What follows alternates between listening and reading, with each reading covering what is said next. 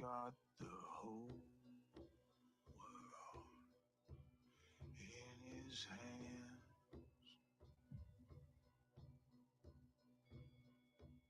He's got the whole wide world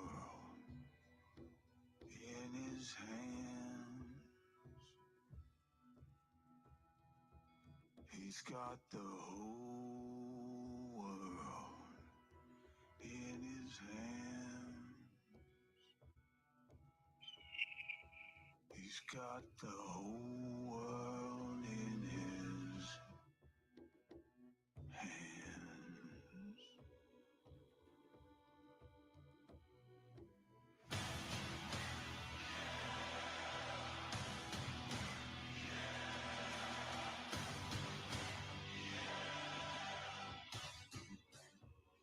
Oh, shit, music's over. Welcome back to an episode of Ministry of Truth. I am your host, Javi, your number one host on this channel. Got a couple clippings for you today, showing how fucked up society is, as well as propaganda from the White House. It's going to be a little bit of a long one, because one of the clips is an hour and a half, and the other one's about 45 minutes, but the rest are like shorter ones. But you hang around, stick around, appreciate you, which will probably be the Rumble fellas.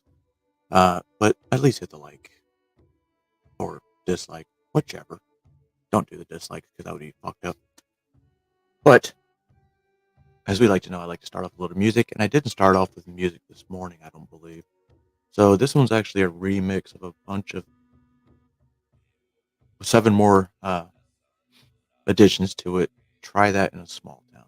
There's no video, so we're just gonna hear the video or listen to the song and watch graphics and me in the bottom corner. Oops. That's without further ado, ladies and gentlemen, boys and girls, children of all ages. Let's start.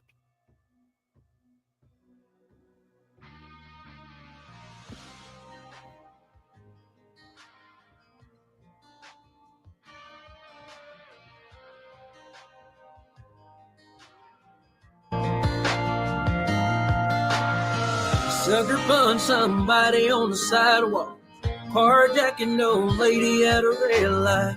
This is good versus evil, not black and white. We ain't cool with that shit either on the other side.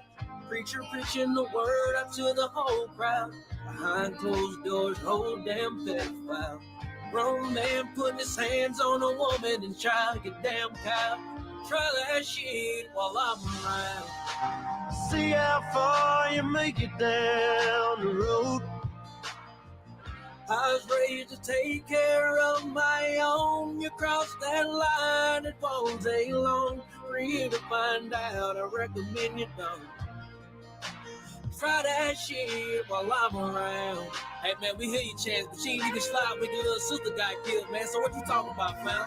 Yeah, we grew up different on how we was both raised, trying to argue with each other about the right or wrong ways, and a lot of division from the years of all the hate. But I know how we can bring about some change. Let's bring God to this small town and pray for our country now. Together as a unit, we can cover a lot of ground. Don't matter if you're white or brown, forget how they make it sound. I'm crazy enough to believe that we can all get along. Take good care. You know what I mean? Like, this song shows you there is no racism. Looking out for one another, yeah, I wonder if we can try that in a small town. Sinister with perfection. Making Georgia ain't taking orders. Come take a ride around, making borders. They think it's war, so I'm on the county line. Days it's hard, but I keep on pushing inside and gotta die. Jason, all them haters keep looking. Appreciate you, Rumble guys. I'm a man of purpose. We say man was certain. Hand of dirt, that southern living. Keep them hands at work. They try to break the South hard, but we didn't handle work. We still some rebel to the heart. Don't tread on me. I gather up the brothers right. Around here we take Apparently Rumble's a lot nicer to me than YouTube. It won't take long for you to find out. I recommend you don't. Try that in a small town. JC, I stand with Aldean. Look, got a lot of homies in a small town and they all book wild when the shit go down. AR 12K, take case with a drum. Anybody getting dumb, then the shit go blah. A lot of kid folk could be tied out here. Wanna act up, you can try out here. That shit might just be cool out there. Try that out here in a small town. See how far you make it down the road. Around here we take care of our own. You cross that line, it won't take long for you to find out. I recommend you don't. Try that in a small town.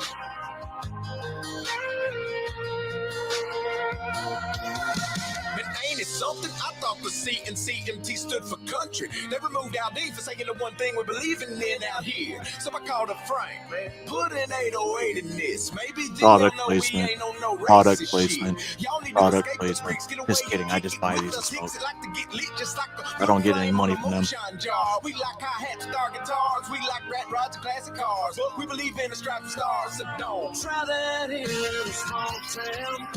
See how far you make it down the road. Around here we take care of our own. You cross that line, it won't take long for you to find out. I recommend you don't. Try that in a small town full of good old boys, raised up right. If you're looking for a fight, try that in a small town. Yeah, baby. We can do it one or two ways. One or two ways. Let's go. From the small town woods to them small town hoods, we a little bit different, but we all bleed red. And from the white trash trailer park, Southside slums, we was all given a chance to be a rising sun. One daughter who beat the odds. We serving the same God with Ford, Chevy, or Dodge. We're American. He said gods. We was all raised different, but all raised to love our brothers and our neighbors and our sisters with the fathers and the mothers who can change the way we raise them now. The world is turning colder from white trash to a CEO, a slave to a Hey, Zippity. Made it on time? So we'll keep America free. Yeah, I'm riding with my people's you and me in a small town. See how far you make it down the road. Around here we take care of our own. You cross that line, it won't take long for you to find out. I recommend you don't.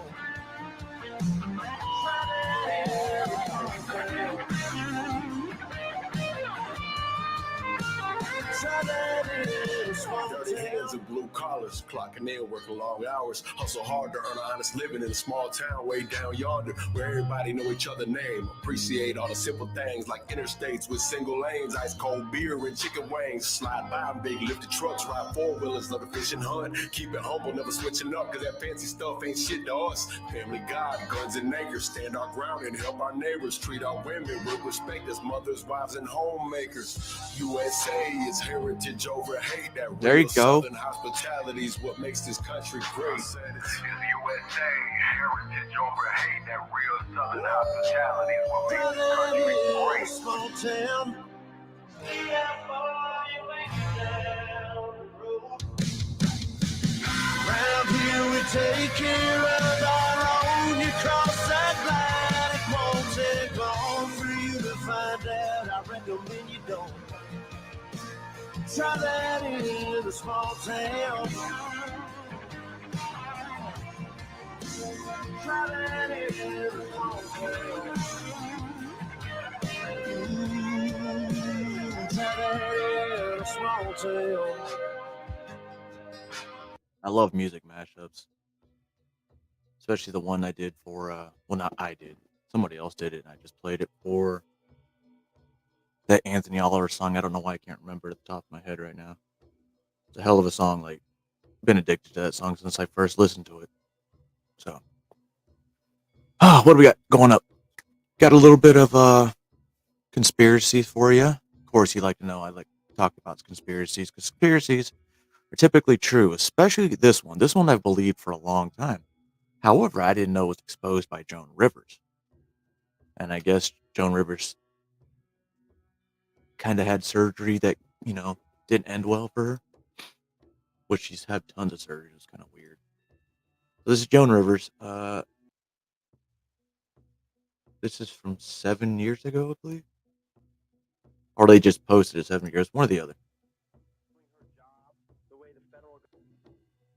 Joan, don't you feel ashamed of yourself that you're calling a poor woman that's just doing her job the way the federal guidelines are set up and calling her a moron? I mean, no, I don't, my darling. Just hold it, mister. I was given a boarding pass with the wrong name on it. I went through 5 different security passes, and then a woman at the gate who will not look at my passport, who will not call Continental, who will not call for help, who will not recheck into their records, says to me, "You cannot go on." No, she is a moron. That definitely was not the one I was. I would like to express my. What the fuck? I'm sorry, guys. That one was probably fucking stupid. This one's a little better. Some of you may have seen this, some of you may have not. I thought for sure that last video was more. But anyway, got another video. It's about 8 minutes long. It's gonna make you think.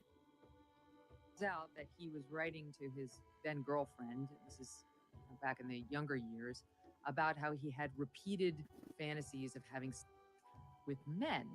And do you think that the country will see the United States will see the first gay president or the first woman president? We have it with Obama. We do begin What? with a headline that broke this afternoon. We learned Joan Rivers, a queen of comedy, has died at the age of 81. Barack Obama's old letter recently resurfaced where he admitted to having gay fantasies. And this led fans to reignite the conversation about the mysterious death of comedy legend Joan Rivers. Just weeks before she died, Yo, I didn't even know there's controversy behind her death. And that his wife, Michelle, was transgender. And though the media at the time didn't take Joan's comments seriously, a lot of people are now saying Joan was telling the truth. And some are even wondering if Joan was eliminated for spilling Obama's secrets. So what really happened to Joan Rivers? Was she actually taken out for exposing Obama? Let's break it down. No, Michelle is a trans. Oh. I'm sorry, she's a what? Transgender. We all know. Oh my gosh. Joan Rivers' death is once again a trending topic on social media, and it's all because of an old letter that Barack Obama sent to his then girlfriend. Dude, where did he get all that gray hair at? Fantasies about sleeping with men. Might as well just shave it, bro. After Obama biographer David Garrow gave a bombshell interview revealing never before heard details about Obama's personal life. Garrow, who's a Pulitzer Prize-winning historian, recently gave an interview for Tablet magazine and revealed he interviewed over 1,000 people for his biography of Obama, including Obama's ex-girlfriends, Sheila Mayoshi Jagger and Alex McNear. Garrow told Tablet that when Alex showed him the letters she received from Obama, she redacted one paragraph in one of them and just said, "It's about homosexuality." However, Garrow eventually managed to get the full version of the letters from Emory University. And here's exactly what Obama, who was 21 at the time, wrote to Alex in November 1982. In regard to homosexuality, I must say that I believe this is an attempt to remove oneself from the present, a refusal perhaps to perpetuate the endless farce of earthly life, Obama wrote. You see, I make love to men daily, but in the imagination. My mind is androgynous to a great extent, Obama continues, and I hope to make it more so until I can think in terms of people, not women as opposed to men. But in returning to the body, I see that I have been made a man, and physically in life, I choose to accept that contingency. After the letter went viral on social media, fans had a lot So is it the other way around? with many of them pointing out that Joan Rivers Is Big Mike in charge? Obama was gay shortly before she died. On June 30th, 2014, reporters caught up with Joan at a bookstore in New York City, where she was officiating a gay wedding between 2 of her fans. And when one reporter asked Joan if she thinks the U.S. will ever have a gay president, she said this. Ms. Rivers, how are you? You made a ton of news officiating the wedding in New York yesterday. Is this like a new cottage career move for you? I'm so excited. Okay. And I should do very well because I don't show. And do you think that the country will see the United States will see the first gay president or the first woman we president? already have it with Obama, so let's just. So black and gay. But that's not all Joan said. Or Moments BIPOC. later, she turned around and told the reporter that Michelle Obama is transgender. No, Michelle is a trans. I'm sorry, she's a what? A transgender. We all know. Oh my She gosh. said tranny. It's okay. But since Joan was known for her outrageous humor, everyone thought she was just joking about Obama and Michelle. However, just a little over a month after Joan made these comments, she died suddenly after experiencing complications while undergoing a minor throat procedure at a clinic in Manhattan. Joan reportedly stopped breathing during the procedure and was resuscitated an hour later, before being transferred to See, that doesn't Mount make Sinai sense. Hospital and put on life support. You stop breathing and She you died were on September 4th at assassinated Mount Sinai, an never hour having later. awakened from a What the medical-induced fuck coma. happened during The that authorities later period? launched an investigation, and federal officials confirmed that the clinic made a number of mistakes both before and during the procedure. The doctors apparently failed to respond to Joan's deteriorating vital signs, including a severe drop in her blood pressure, and they possibly administered an incorrect anesthetic dosage.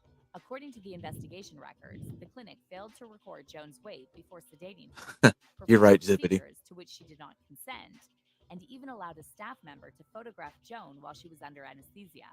Joan's daughter, Melissa, later said she was outraged by the mistakes made by the clinic, and it simply made no sense that they would mess up that badly during what was scheduled to be a minor and uncomplicated procedure. What's also really strange is that the official investigation produced conflicting reports about what exactly happened after Joan's vital signs started to deteriorate around 9 a.m. on August 28th.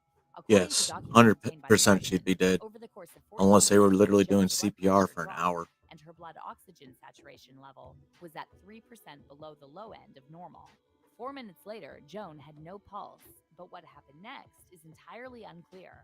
According to The Guardian, records conflict about whether physicians attempted to revive Joan about 2 minutes later at 9:28 a.m., or whether it took another 10 minutes to give Joan drugs meant to treat cardiac arrest. One report stated that the physician started chest compressions at 9:28 a.m. That makes sense. and gave Joan the necessary drugs at the time. However, a second report claimed that Joan was Wait, why given would you doses give of him drugs medication if she's at going to 9:38 cardiac a.m., arrest? a full 10 minutes after she went into cardiac arrest. There were also conflicting reports of how much of the powerful sedative, propofol, Joan received, the same sedative that killed Michael Jackson. One record said Joan received a 300 milligram dose of propofol. However, a staff member at the clinic told the investigators that Joan was given a 120 milligram dose. So as you can see, there are a lot of things about Joan's death that simply don't add up. And there's been a lot of speculation over the years that someone powerful got Joan taken out because she wasn't afraid to speak her mind. And she'd often use controversial jokes to expose the real truth about the rich and the powerful. And since Joan I died, might have to just go weeks back and after listen she to some of publicly claimed that Barack her Obama was gay material and now. that Michelle was transgender, it didn't take long before theories appeared online that Joan was eliminated for spilling the beans on the Obamas. What made the whole story even more disturbing is that back in 2011, another person who alleged that Obama was gay reportedly died under suspicious circumstances. A man by the name of Larry Sinclair had written a book called Barack Obama and Larry Sinclair: Games, Lies, and Murder, claiming that he and Obama had a drug-fueled affair back when Obama was living in Illinois. Sinclair also alleged in his book that Obama and Chicago pastor Jeremiah Wright were involved in the murder of Obama's rumored former lover, choirmaster Donald Young. And then 2 years after his book came out, Larry Sinclair died after being mowed down. Yo, I never heard of So any now of that this. Obama's letter to his ex-girlfriend resurfaced, in which he admitted to fantasizing about sleeping with men, fans on social media are once again discussing Joan Rivers and her mysterious death. I think Michelle's real name is Big Mike. Eliminated for exposing the Obamas. One Twitter user said, "If Obama is really gay, then the Joan Rivers murder needs to be reopened." And another person added, "People make this joke about Joan Rivers until you read her death report and realize she absolutely was murdered. It's the scariest thing I have ever read." But let's hear your thoughts on all this. Do you think Joan Rivers was really eliminated for saying too much about the Obamas? Well, yeah. Comment down below, and don't miss out on this next story. Fuck your next story. You know, it's the Clintons, the Obamas, and the Bidens. They just have people magically disappear or magically get rich, magically get fired, magically get charged, indicted. I mean, you know what else? But speaking of Trump, did I say Trump? Well, I'm going to talk about Trump. I guess the Tour de France took a pit stop in the U.S. I'm just kidding, that didn't happen. But this bicyclist apparently doesn't like this Trump 1 sign. Which, I mean, it's on public property, private property. So he shouldn't have touched it. And I hope he gets caught. And I just stopped sharing the screen.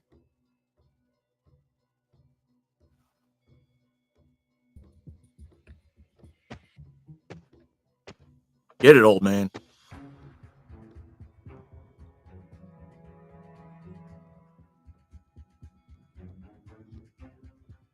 Wait, he came back at night?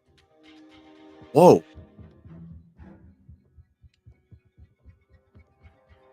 Oh, I thought he was going to light the flag on fire.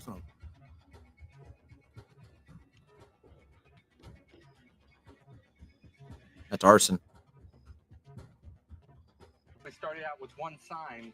Wait a second. We went through about 6 of them stolen. So she created a huge fan. Well, we started out with a smaller one, then people were actually crushing with the signs in it and stealing the signs. Should have wrapped it in razor wire. Installed the camera, got a couple pictures of people. Eventually, they even added this electrified fence. He's taking matters into his own hands with some fishing wire and string spray painted green.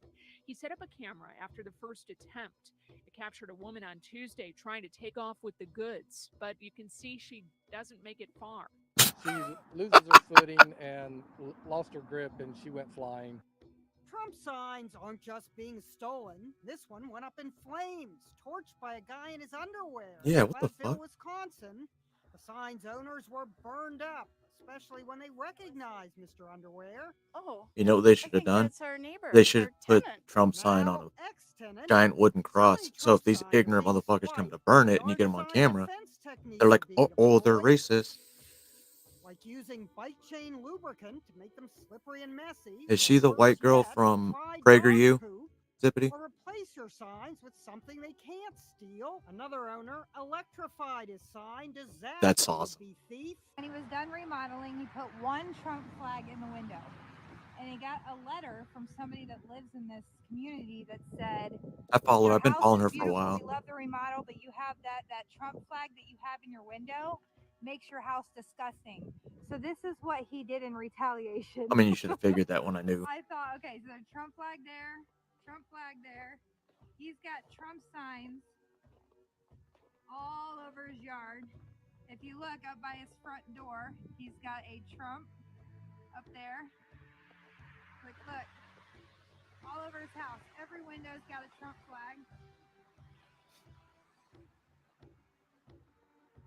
It's so awesome. I wonder what's going to be like with the 2024.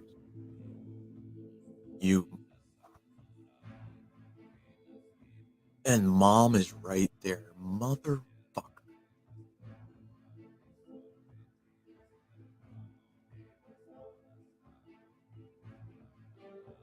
That has to be taught. That's hate that's taught. And having your own kid do it, that's fucking pathetic. That's like going on catches with your kid. Oh, we don't do that here. I don't catch people. But you know what? The police do. There's some people the police catch, some people that don't. What happens when they attack innocent people in Europe? Not people. They're cars. But that's Europe. Which is at the end of this video. But at the beginning, we're going to see. And some of these people need to be arrested. I'm just kind of curious why they weren't.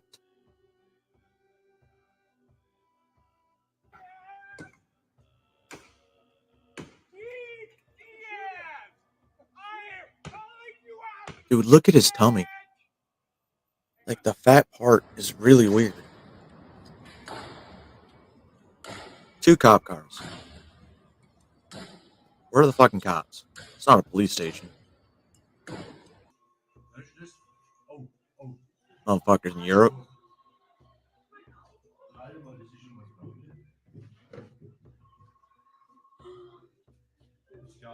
Just going down the line. It's probably one of the legal immigrants they let over from Africa. Or wherever the Muslims were coming from. The Muslim immigrants they were allowing.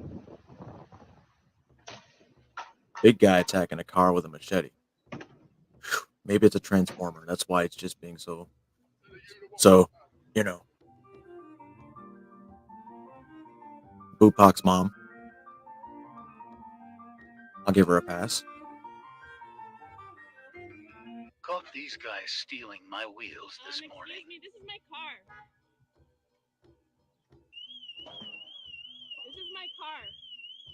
You can't do that. Why are you doing this? Yeah, she got your license plate anyway, bro.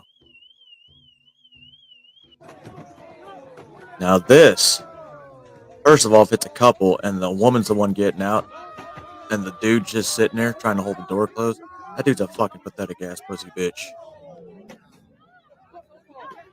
Of course, I also carry a gun in my car, so it's a little bit different if that happens. It's like a little Miata.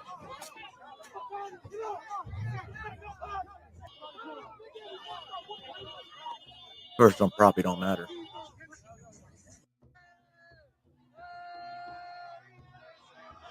So what happens if he slips and breaks his neck? Is it the owner of the car's fault? The owner of the car is racist, is what it is.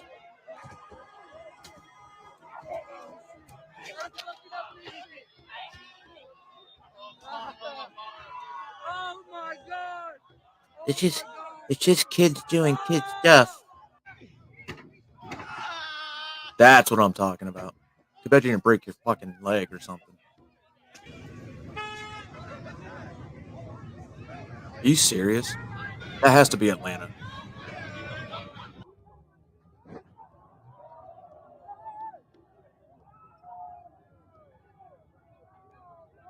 You fucking kidding me?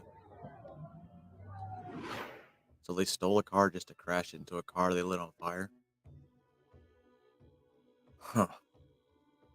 So what you saw, the fucking European ones, that was basically the immigrants from these countries like Somalia and all that. They were bringing here for protection as asylum seekers.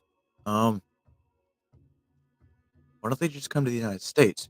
Because obviously we need asylum seekers here.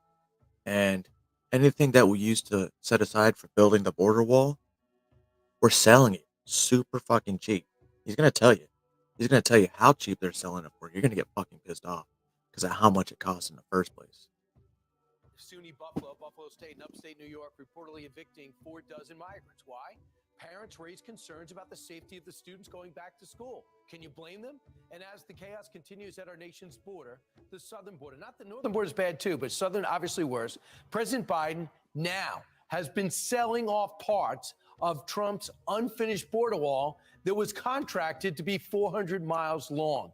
This is an apparent bid to thwart new GOP legislation. Yes, it's which calls Fox for the News, federal but government to either use the material or give sometimes the, they got give stuff the on there that's states important. that will. That's New Mexico, Texas, or Arizona, or California. Now, keep in mind, this passed. The Senate, it was a Republican-sponsored bill, but it passed with Democratic support. It just needed to be offered to the House and passed in the fall. Senator Tom Cotton joins us now. He sponsored the legislation. Senator, this is outrageous what's going on. Brian, it really is outrageous. You can't make it up. The Biden administration inherited around $260 million worth of border construction materials from the Trump administration. They immediately put it in storage on day one when Joe Biden said he wasn't going to build the wall. They've now paid $300 million to store it for 2 years, more than the cost of the material themselves.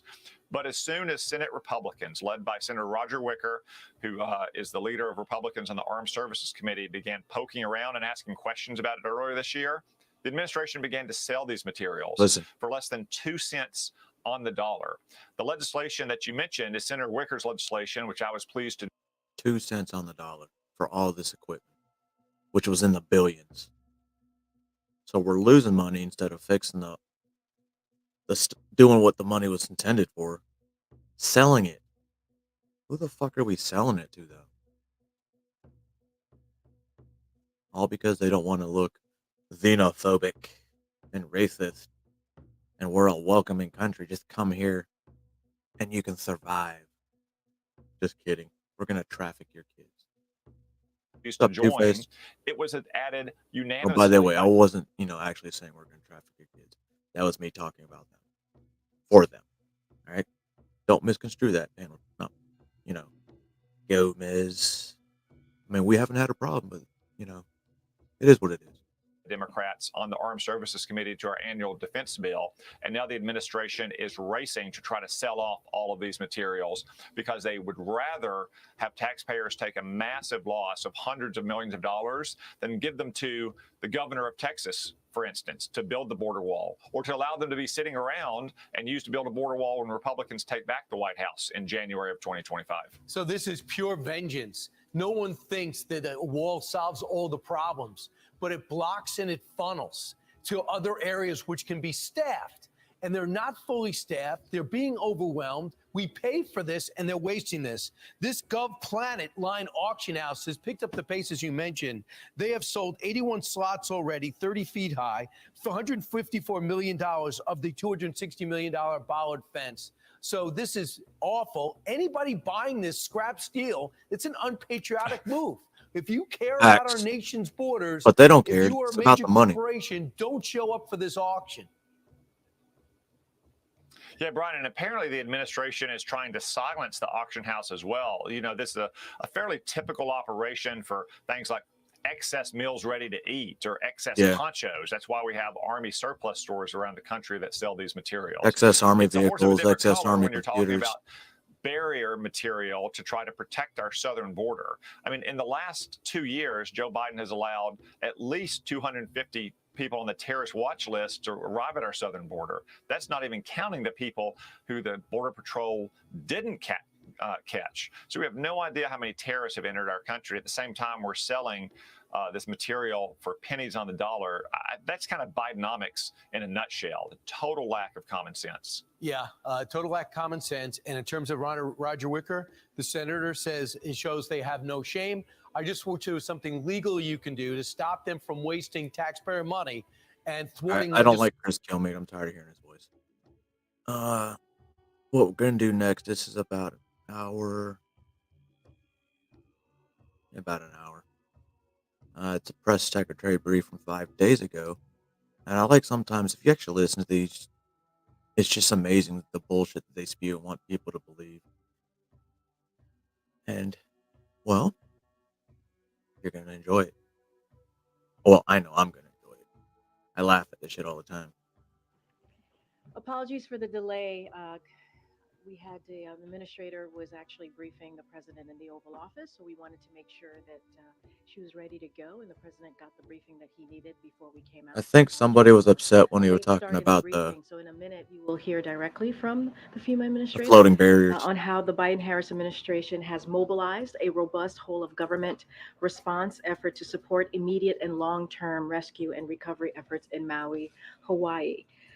First, as the president said yesterday, we are praying for those who lost so much, who lost loved ones, their community, their businesses, their households. We are also incredibly thankful to the first responders and also the very brave firefighters who are on the front lines, who are dealing with this response and recovery effort. Upset with who, Deputy?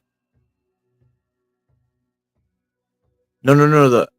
There's like some group was upset with the floating barriers in the water. I think they're a great idea. I don't know about the razor wire, but yeah. I forget what I was gonna say. Early today, we announced that the president and the first lady will be traveling to Hawaii on Monday to meet with first responders, survivors, as well as federal, state, and local officials. Since the onset of the horrific fires in Maui, dozens of federal departments You're and correct, agencies Zero. It's always have been that working way. with state and local partners on the ground to assess ongoing needs and providing resources and personnel to support response on the ground. Last Thursday, within hours of receiving the request, and you've also heard this from the governor of Hawaii himself, the president signed a major disaster declaration for Hawaii within hours and spoke publicly, as you all know. Which he did, and then 2 days later, he signed a bill or a package that sent almost double the amount of money to Ukraine. Because, Ukraine, they're in a serious dire straits because they don't have the money and equipment, which they've been getting free the entire time. And Russia's bad, guys. We need to support Ukraine. Oh. Zip it, it's YouTube. About the tragic fires.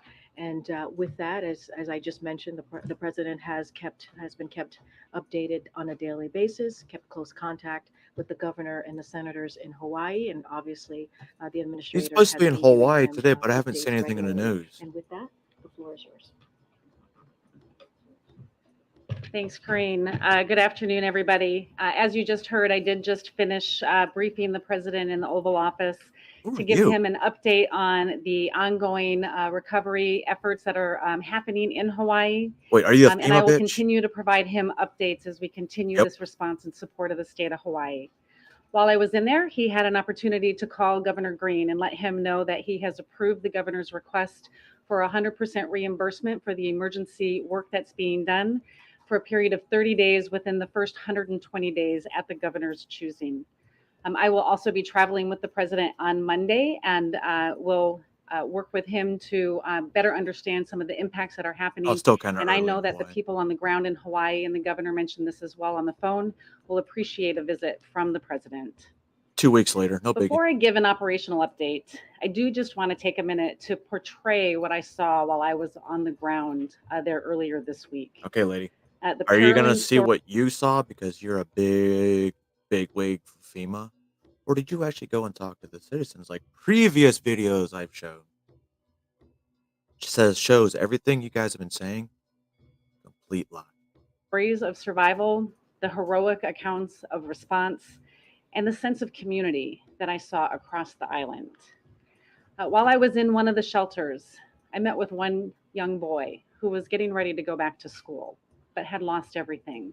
And we worked with him to find clothes in a backpack, Only school him? supplies, to be able to be ready to go to school in his new facility. Which is weird because in those same videos you see all these same supplies, which they can't get because they're not from FEMA or authorized by any of these fucking organizations, the federal government.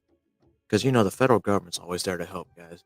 But if people take care of their own, that's not allowed. It's stories like these that let you know that this is more than just What's the up, Dat visual Nuts? impact of what we're seeing on television, more than the visual impact of the burned landscape. It's the level of devastation from this fire and the feeling of loss from such a culturally rich community that was really palpable everywhere that Okay. I went. But basically, you're going to steal that rich culture and their land to build high rises. How does that represent them? How does that support them? Because now you're going to push a bunch of those people's house that own the houses out, giving them $700 stipend. Then you got all these realty companies trying to come in and sell them quick for nothing. Bullshit.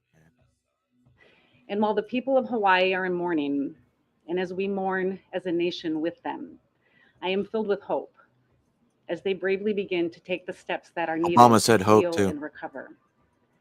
I also want to commend the heroic first responders, many of whom lost their residences while they were battling the blaze and helping to support those that were fleeing to safety. That's strange because they tell you nobody showed up to help them within first 24 hours. They were left out there for 24 hours with no help.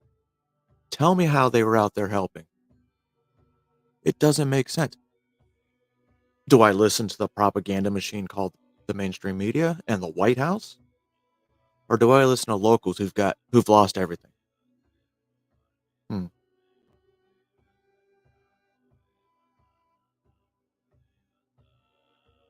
Oh, we're going to do this now?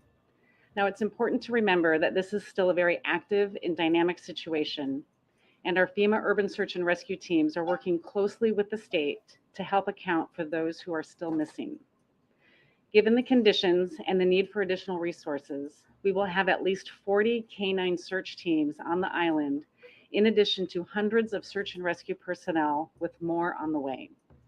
We're working carefully to search the affected areas thoroughly and compassionately while respecting all of the cultural sensitivities.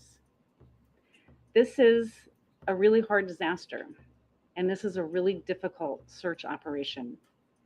Because of the conditions and the fire debris, the dogs have to navigate the heat. They have to deal with issues with their paws, walking through glass and debris. And in these So conditions, the dogs why not require use thermal frequent imaging? rest, which is why we are sending in additional dogs to augment the operation.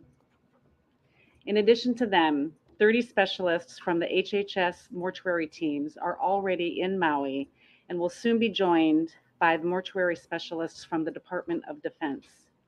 These experts are going to be able to help identify loved ones. Now, I want to be honest with everyone. This is also going to be a very long and hard recovery. But our federal, Yeah, because state, your and local guys are in charge partners of it. are working around the clock to help all of those who have been impacted by this disaster.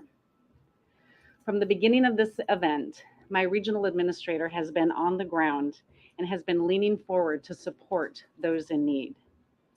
As he always does, President Biden directed me to move quickly and push as many resources into the area so we could help people as soon as possible that were impacted.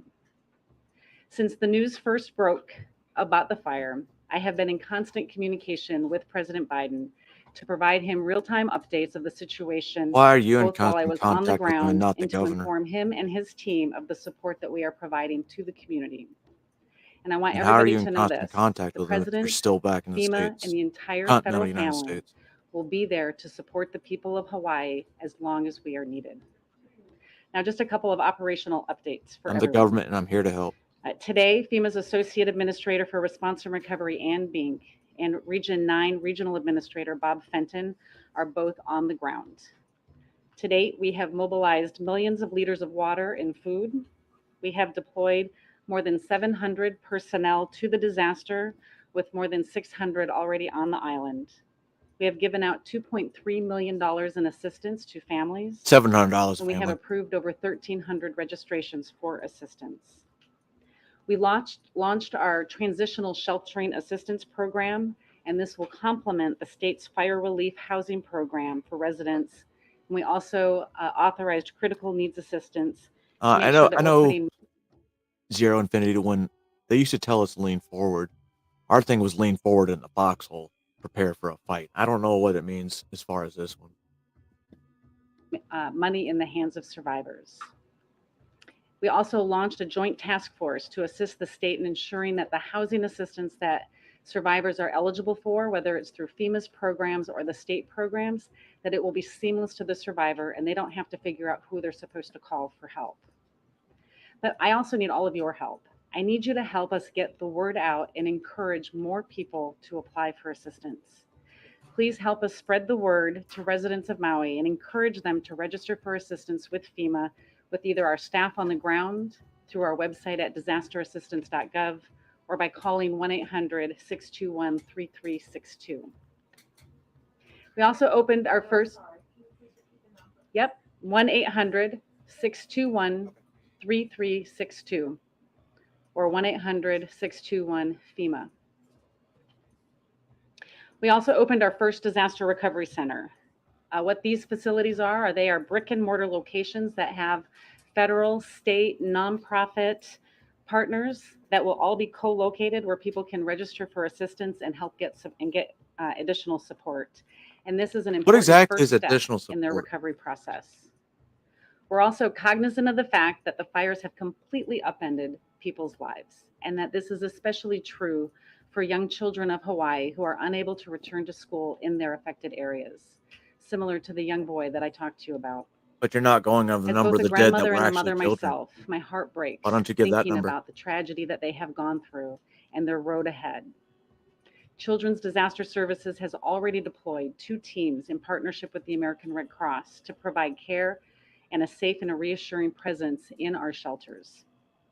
And I am certain that this It's will funny. bring ease and comfort. They literally have a whole military installation full of medical capabilities, search and rescue capabilities, but we're going to depend on FEMA. And we're not going to come in for like 24 hours to 72 hours.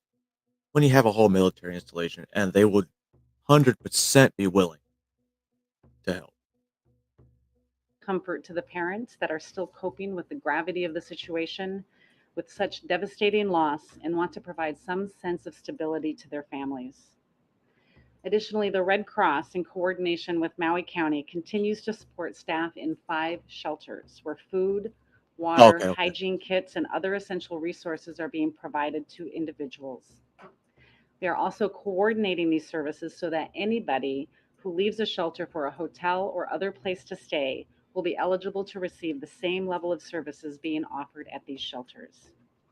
Also, Our partners at HUD are also supporting the people of Hawaii by providing a 90-day moratorium on foreclosures of Federal Housing Administration insured mortgages and home equity conversion mortgages. their fucking houses are gone. I guess it's a hard concept to understand. This is also Who another the very fuck's gonna pay a important mortgage step on in a their house that's recovery gone? process. And lastly, debris removal is going to be a critical aspect of this recovery. We have mission assigned both EPA and the Army Corps of Engineers to start the process of debris collection and planning for removal. We are also mindful, and I stress this to my team every day and every time I talk to them, that we need to continue to ensure that we have a strong respect and awareness of the Native Hawaiian cultures and history during our response and Oh recovery yeah, processes. fucking hate the Red Cross. And I want the people of Hawaii to hear it from me. FEMA and the federal family are here to be with you, and we will be with you every step of the way. Because So you're to there to help. close, to the people of Hawaii, I promise you this. We will do everything we can to continue to help you rebuild on Oh. the island that you call home. Together Now, with our state and rebuild on the federal, island, do you mean help rebuild their houses? Or rebuild these houses and high rises for, you know, the rich elites? Because Hawaii's great. Oprah's gonna have a bigger scenery. Obama's gonna love it even more. Fuck, there's some more I can't think of. Jeff Bezos. I'm surprised Jeff Bezos doesn't have his own island. I hear Epstein's is up for sale. federal and volunteer partners, we will continue to provide support to Hawaii for as long as is necessary. But the people of Hawaii, they deserve a recovery that not only addresses their immediate needs, but that positions them as an example of resilience. I wonder how much strength, California's and gonna get resolve. for these storms. Thank you, and with that, I'll take any questions. Administrator Criswell, I heard everything you said about all the resources that are being brought to bear, but we keep interviewing survivor after survivor who says that either they didn't see any government personnel or assistance for days, or that they still haven't. How do you explain the disconnect between what they're saying and what you're saying about all the resources that are there right now? I think you need to understand that this community is going through an amazingly traumatic. No, that's not the answer. I can tell you that we have personnel that are on the ground That's not the year question. round and embedded in with the state as soon as the fire started, so we could continue to understand what resources were needed and help move them in. The Coast Guard conducted 17 rescues that Listen, you stupid bitch. Just like I said earlier, 24 hours according and day up to days without seeing any federal officials, without seeing any type of help coming through. And it looks like you like to do meth with those teeth. Maybe it's just a bad pause. But still, she just called you out. And then you're going to beat around the question. That day and supported 40 additional rescues. And so they were there Tuesday helping these people escape the flames that they were experiencing. We have Not what they're staff saying. in the shelters. I met with many of the individuals. They're right there. Our staff are walking and talking to the people and helping them register for assistance.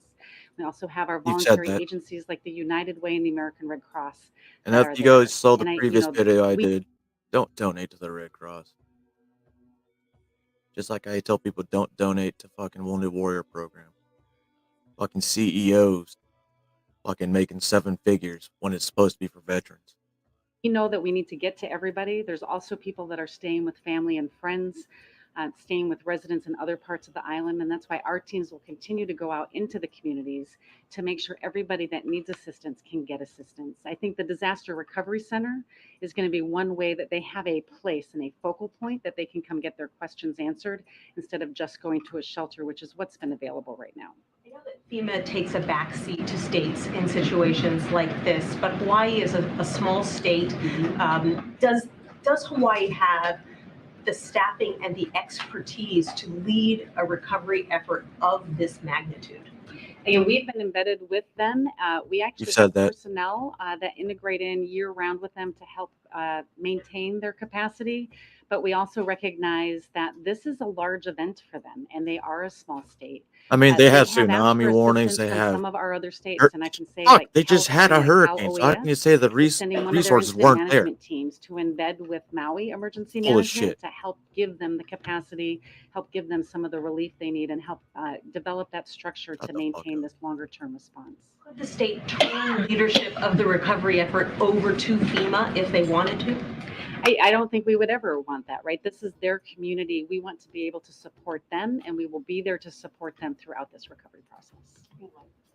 Thanks, Administrator Criswell. Yesterday, we heard from the president who said he was hoping to visit soon. Obviously, the announcement was made today, but he didn't want it to be disruptive. Can you talk specifically about what the president will see, who Didn't he'll want meet to with? be disruptive. What if the people wanted to see that their leader, what's up, Bat Mom, shows interest in exactly what just happened, not show up 2 weeks later while you're vacationing in Delaware? You know, as the leader of the free world, something like that happens, you need to come back to work, instead of saying no comment, then going hang out on the beach. And what efforts are being undertaken to make sure that his visit is not disrupting the ongoing efforts to support the local communities? Yeah, I mean, as I have been briefing the president, I have been explaining to him the dynamics of the situation on the ground and the ability to make sure that we give the space to our search and rescue teams to continue to be able to account for everybody that I mean, missing. is Obama really I know going when the to president Obama? travels, he's going to be able to bring hope, and he's going to speak with Is the governor Biden really and going to the be out state there first searching for lady people? and So talk how with is he going to survivors get and in the hear way? their stories. And it's that level of hope that I think is going to really be a positive impact for this community.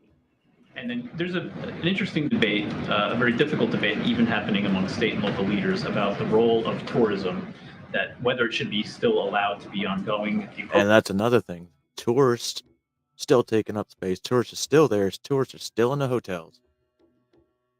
And they're using this as an opportunity to go take pictures and be like, oh, I was in Hawaii during the Great Fire. I almost hit end broadcast. Fuck. The appropriateness of tourism in the community there as it relates to the economy. Does FEMA take a view about whether continued tourism is maybe potentially disruptive to this effort, especially as it relates to providing enough housing for those who have been displaced? Yeah, I would defer you to the state for any actions that they're going to Of take course, as it relates to tourism. 'cause you don't want to It answer does that not question. impact or affect our ability to respond and support the state. and Funny it's because not the a State factor that we Department take can say, hey, don't go to this place right now because of this, and this. But they can't say, hey, don't go to Maui right now because, hey, we're doing this. You need to go to the other islands. Consideration. We'll continue to send resources in to support whatever the state needs. How many people so far have applied for federal disaster aid, and can you lay out sort of the biggest barrier? I think she said people are facing? Is it just a 13,000. lack of internet, phone connectivity, or is it a lack of information? Yeah, I think what I said is right now we've approved over 1,300 registrations. Oh, I shit, don't know what the 100. total number of individuals that has applied so far. But one Shouldn't of the they things all that be I really approved, need though? your help on, it's not as much as lack of communication and cell phone capability. It's lack of understanding whether they should or should not apply for federal aid. And we want everybody in Hawaii to know that they should apply for federal assistance.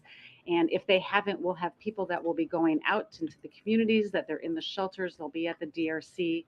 They should start that process and we can work with them to start their road to recovery.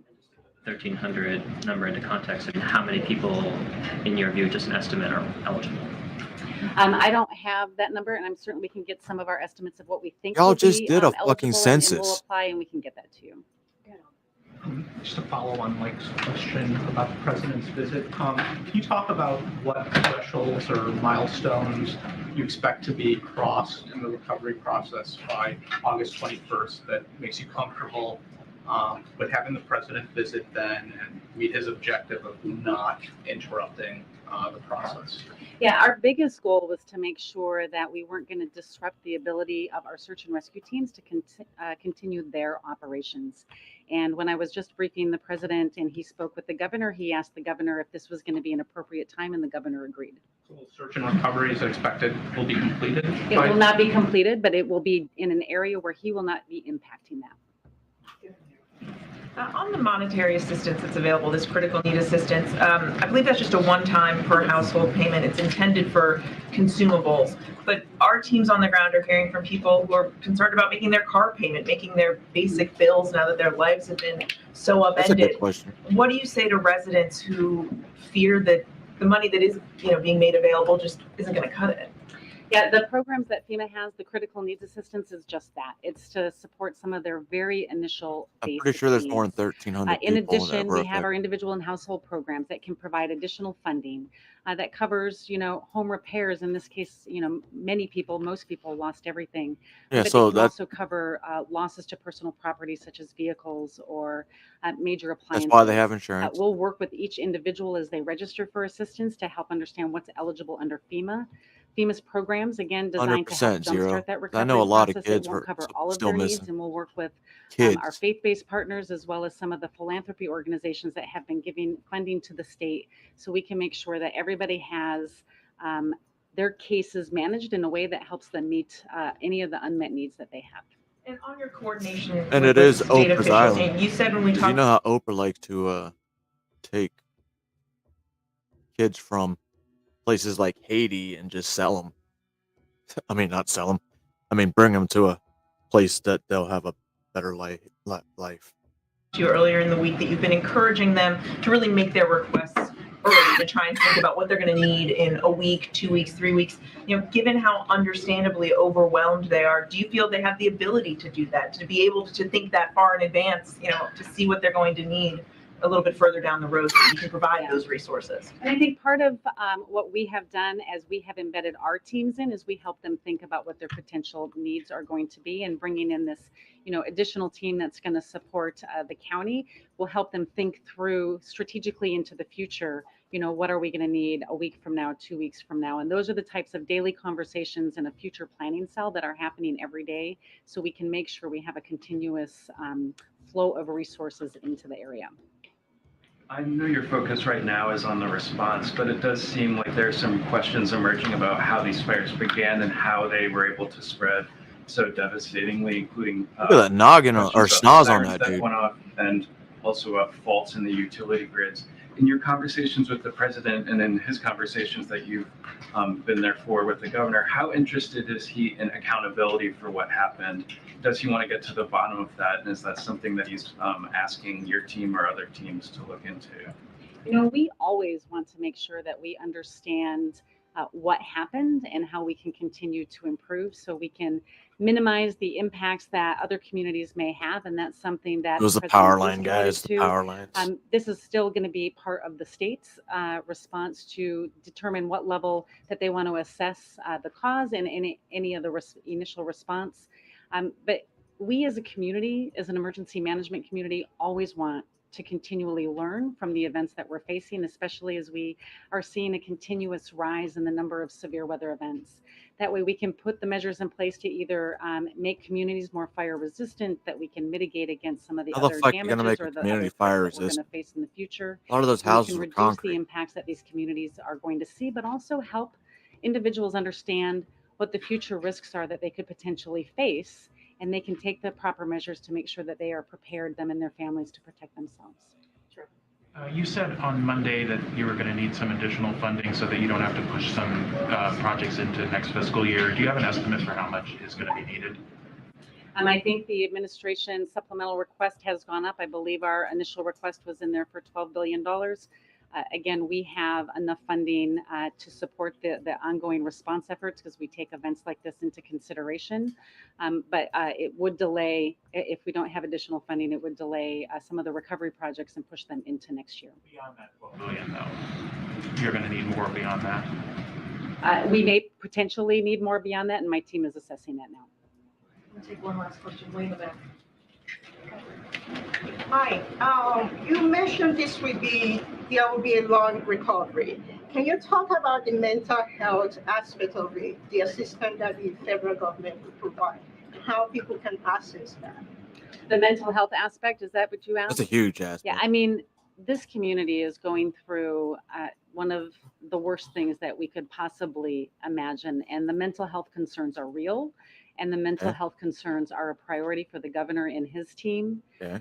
We have, as part of our programs, the ability to bring in mental health services through our crisis counseling program. Are you going But to? the American Red Cross has also brought in mental health specialists, and as they continue to support the state's sheltering operations, what they are doing is they are embedding mental health specialists to make sure that they can help address some of the immediate concerns and needs that these Uh-oh. community members are having. Uh-oh.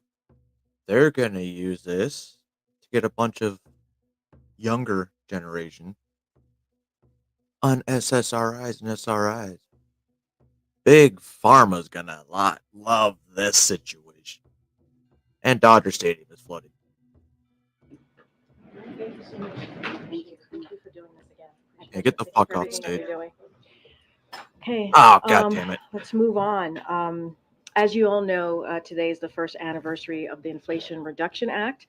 Oh, the flickering Most eyeballs, lady. one-year-olds can barely walk, but this 1-year-old is up and running. I couldn't help myself. Sorry. Up and running. So that's very excited. We're very excited about the Inflation Reduction Act and everything that it's doing. And with that, I have two guests with me. And as you know, in a couple of hours, the president will deliver remarks at an event marking all this transformative bill has accomplished in just a year. You guys didn't laugh at my 1-year-old joke. That's Okay. because you're not funny. All right, but let me just make sure I get their titles right, so I don't want to mess this up. As we're going to hear from the Senior Advisor to the President for Climate Innovation and Implementation, John Podesta, and also the Domestic Great. Policy Advisor to the President, Neera Tandem. Please come on up, and I'll let them take it from here. When are you gonna do your job though? Thanks, Karine. It's good to be with you. As Karine noted, we're marking the 1-year anniversary of You already a said truly that. transformative piece of legislation, the Inflation Reduction Act, which is the largest investment in clean energy and climate action ever in the United States, in the history of the world. I But haven't first, seen I anything, want though. to acknowledge that today's event is coming during a time of heartbreak as the toll of extreme weather fueled by climate change is being felt across the country and the world. Yet you've still This felt the summer has need to brought address one this. You climate could have left it off disaster till the after next day. another, from extreme heat in Arizona and Texas and across the Southeast to floods in Vermont and upstate New York to thick smoke from Canadian wildfires. And all of us have watched in horror as the Maui fires have claimed over 100 lives, the largest loss of life of a fire in the last 100 years in America. As But FEMA you're also Administrator Criswell just explained, the administration is doing everything we can to support Hawaii's rescue and recovery efforts. To stop these disasters from getting even worse, we have to cut the carbon pollution that's driving the climate crisis. Yeah, And yeah. that's what the Inflation Reduction Because Act is it's all only about. went up like It makes 1 the degree largest over the past investment in 20 clean some energy years. and climate action in the world, touching every sector: power, transportation, buildings, industry, agriculture, and forestry. It's reducing energy costs for hardworking Americans by offering $7,500 off qualifying electric vehicles and up to 30% off heat pumps and solar panels, which can lower monthly utility bills for families by hundreds of dollars a year. Already, utility companies have announced they'll be able to pass on to their. So wait, if you have a solar panel, do you have to pay a tax on that if you don't use the electricity company? Huh. Solar panels are expensive, by the way. I ever thought about doing that. The installation is just about as expensive, but whatever. Their customers at least $8 I billion need in Tesla savings power, thanks to the not the Inflation car, Reduction Act. and And not a new Elon report Musk. released this morning by the Department of Energy shows that those savings will grow to up to $38 billion between now and the end of the decade. And this law is putting us on a path to reach the Biden-Harris administration's goal of reducing emissions by 50 to 52% below 2005 levels by 2030. The Inflation Reduction Act is tackling the climate crisis with a government-enabled, private sector-led approach. In the 1 year since the Inflation Reduction Act passed, we've already seen more than $110 billion in new clean energy manufacturing investments from the private Investments, sector. guys. Add to that $122 billion in investments in new utility scale clean electricity, wind, solar, battery, storage, and more. These new Shouldn't it all investments are be creating private jobs and investments? bringing economic opportunity to communities all across America. Not government taxpayer One funded? year in, this historic law is advancing Bidenomics by investing in America, lowering energy costs, advancing environmental justice, I led to my and $200 rebuilding our electric bill. economy from the middle out and the bottom up. The law contains other provisions regarding health care and tax policy. My electric So now went it's up my by pleasure to almost pass between it 80 on to to my $100. colleague and friend, domestic policy advisor, Neera Tandon. Thanks, John. Thanks for those kind words. And I'd just like to say it's a great honor to be here with you. From day one, President Biden and the Biden-Harris administration have been focused on lowering healthcare costs for all Americans because we know healthcare costs can be a Yet my healthcare costs went up from last year. It's lowering healthcare costs, guys. You're right. huge She's right. economic stress for families. That's why the Inflation Reduction Act lowers these costs, these care costs for millions of Americans. It's already doing so. I pay more. 15 million people are continuing to save $800 a year on their health insurance premiums. Seniors You're are so full of already seeing life-saving benefits of this law. $35 out of pocket cap on insulin, free recommended vaccines like shingles and tetanus, lower out of pocket coinsurance for certain drugs that raise prices faster than inflation. And critically, for the first time ever, we're able to negotiate prices for prescription drugs covered under Medicare. In a couple of weeks, HHS will announce which 10 drugs are part of the first round of negotiations. The Inflation Reduction Act also caps out-of-pocket spending on prescription drugs to $2,000 a year for Medicare beneficiaries. Nearly 19 million seniors will save an estimated $400 on average annually just from this cap. That's why these benefits are really crucial. Benefits, just like I laid out, will save an average of $2,500 per year for people who have specifically high costs. I've met Americans who've rationed prescription drugs. They've rationed pills. They've taken 2 when they've needed 4, 1 when they've needed 2. Sometimes they've not taken the drugs they've needed at all. That's because prescription drug prices in the United Who have States you talked have to, been like 2 to 3 legit face times to higher face? than any other country. For decades, we've been talking about lowering drug costs and giving Medicare the power to negotiate drugs they've needed at all. They've rationed pills. They've taken 2 when they've needed 4, 1 when they've needed 2. Sometimes they've not taken the drugs they've needed at all. That's because prescription drug prices in the United States have been 2 to 3 times higher than any other country. For decades, we've been talking about lowering drug costs and giving Medicare the power to negotiate. They're never going to lower costs because the more, how do I say this? They're a super PAC. A bunch of politicians get tons of money from Big Pharma. They're not going to fucking do anything to, lower costs. That's less money in their fucking pocket. They'll lower costs on certain things, but they'll raise the cost on other things and pretend like, I don't know what happened. I mean, if you want the non-generic stuff, I guess you have to pay for more.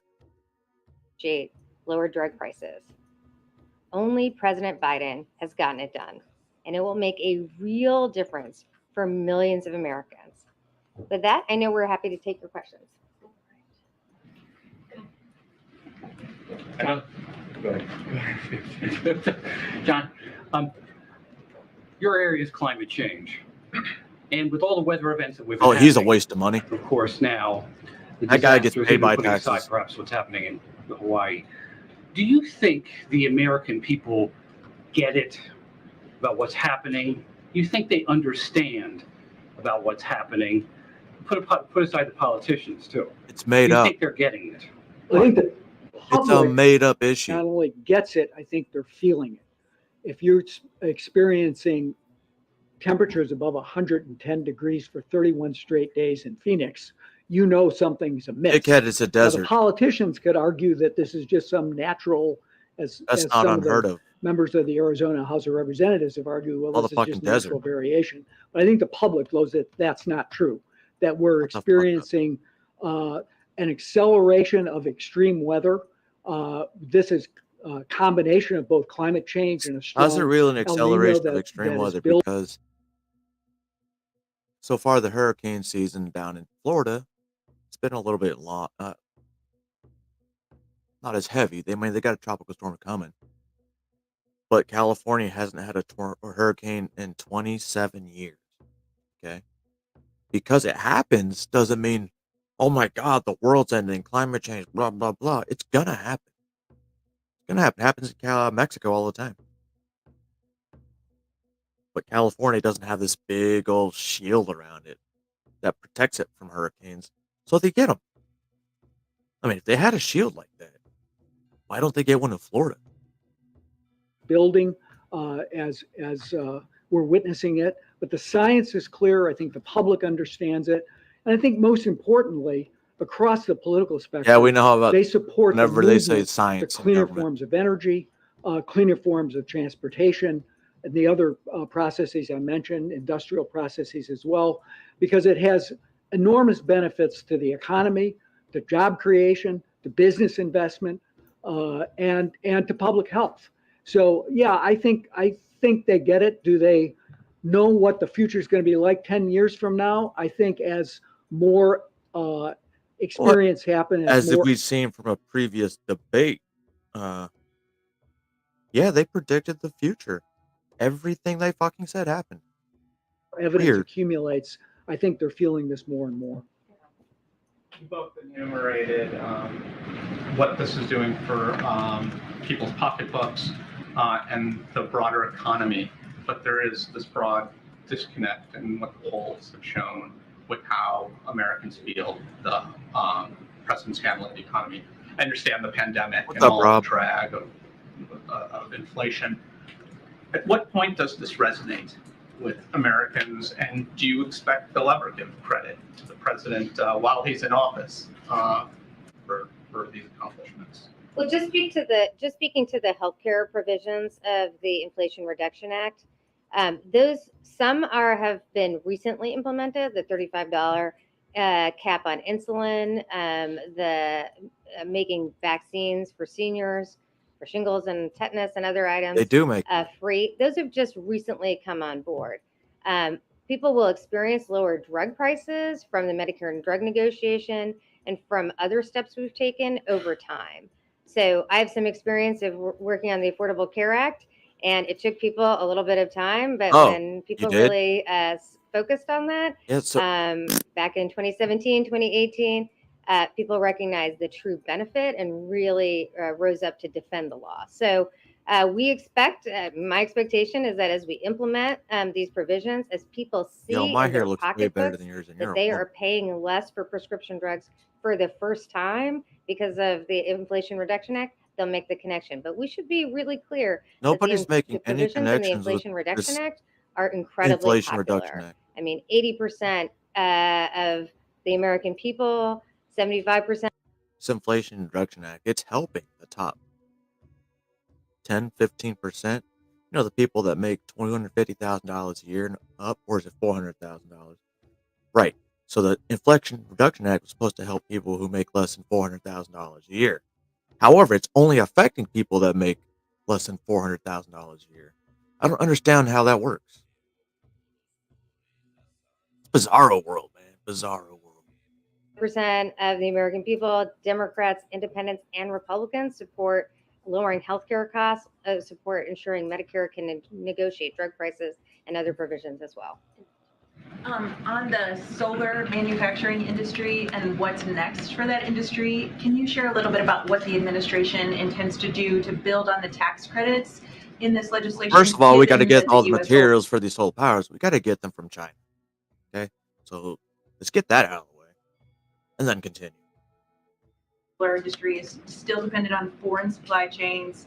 Manufacturers are warning about high interest rates and cheap imports. I just said this. Well, first of all, we've seen a boom in solar manufacturing announcements in the United States. We expect it to Where's the materials increase by 8 times just between now and next year from the beginning of the Where are the administration. materials from? Credit Suisse did an analysis that suggested that 90% of solar deployment in the U.S. will be supplied by solar manufactured in the United States. Oh, where do the solar supplies panels come from? manufactured in the United States. So there are issues with the supply chain, and we're working on those, but we think that the boom in home manufacturing made in America, putting people to work here, is on its path to resolving that question. And I think that's true. We saw the major announcement of a $2.5 billion plant by Hanwha Q-Cells in the state of Georgia, as the president likes to say, in Marjorie You Taylor sound like a Greene's China's district, company. which is the full solar I don't know if supply you guys chain. know, all of these, a lot of the farmland lately been bought up by China, BlackRock, and Bill Gates. Like a little mini China UN. No? But yes, the Chinese are buying a bunch of farmland up. And I guess that they use that farmland to make that fucking factory in Georgia. Working with a plant that's producing polysilicon in Washington down to producing wafers, ingots, and cells in Georgia. So this is an issue that we are taking cognizance of, and we're doing what we can to support it through grants from the Department of Energy under the Bipartisan Infrastructure Law, obviously through these, particularly the manufacturing tax credit, so-called 45X credit, and through other policies that we're utilizing to reshore. Wait, do I get a grant to get these solar panels? Because give me ones that don't have supplies from China. That would help. And build those products here in America. But I was with the president in Columbia, South Carolina. Oh, congratulations. 4 weeks ago. Yeah, that was a month ago. Where a company called Enphase, which invented an important piece of technology for the solar industry, right, called microinverters, was manufacturing those products in Romania, in Mexico, and in China. Now they're coming home, being made in South Carolina, with 2 other announcements about to come of other places where manufacturing will happen in the United States.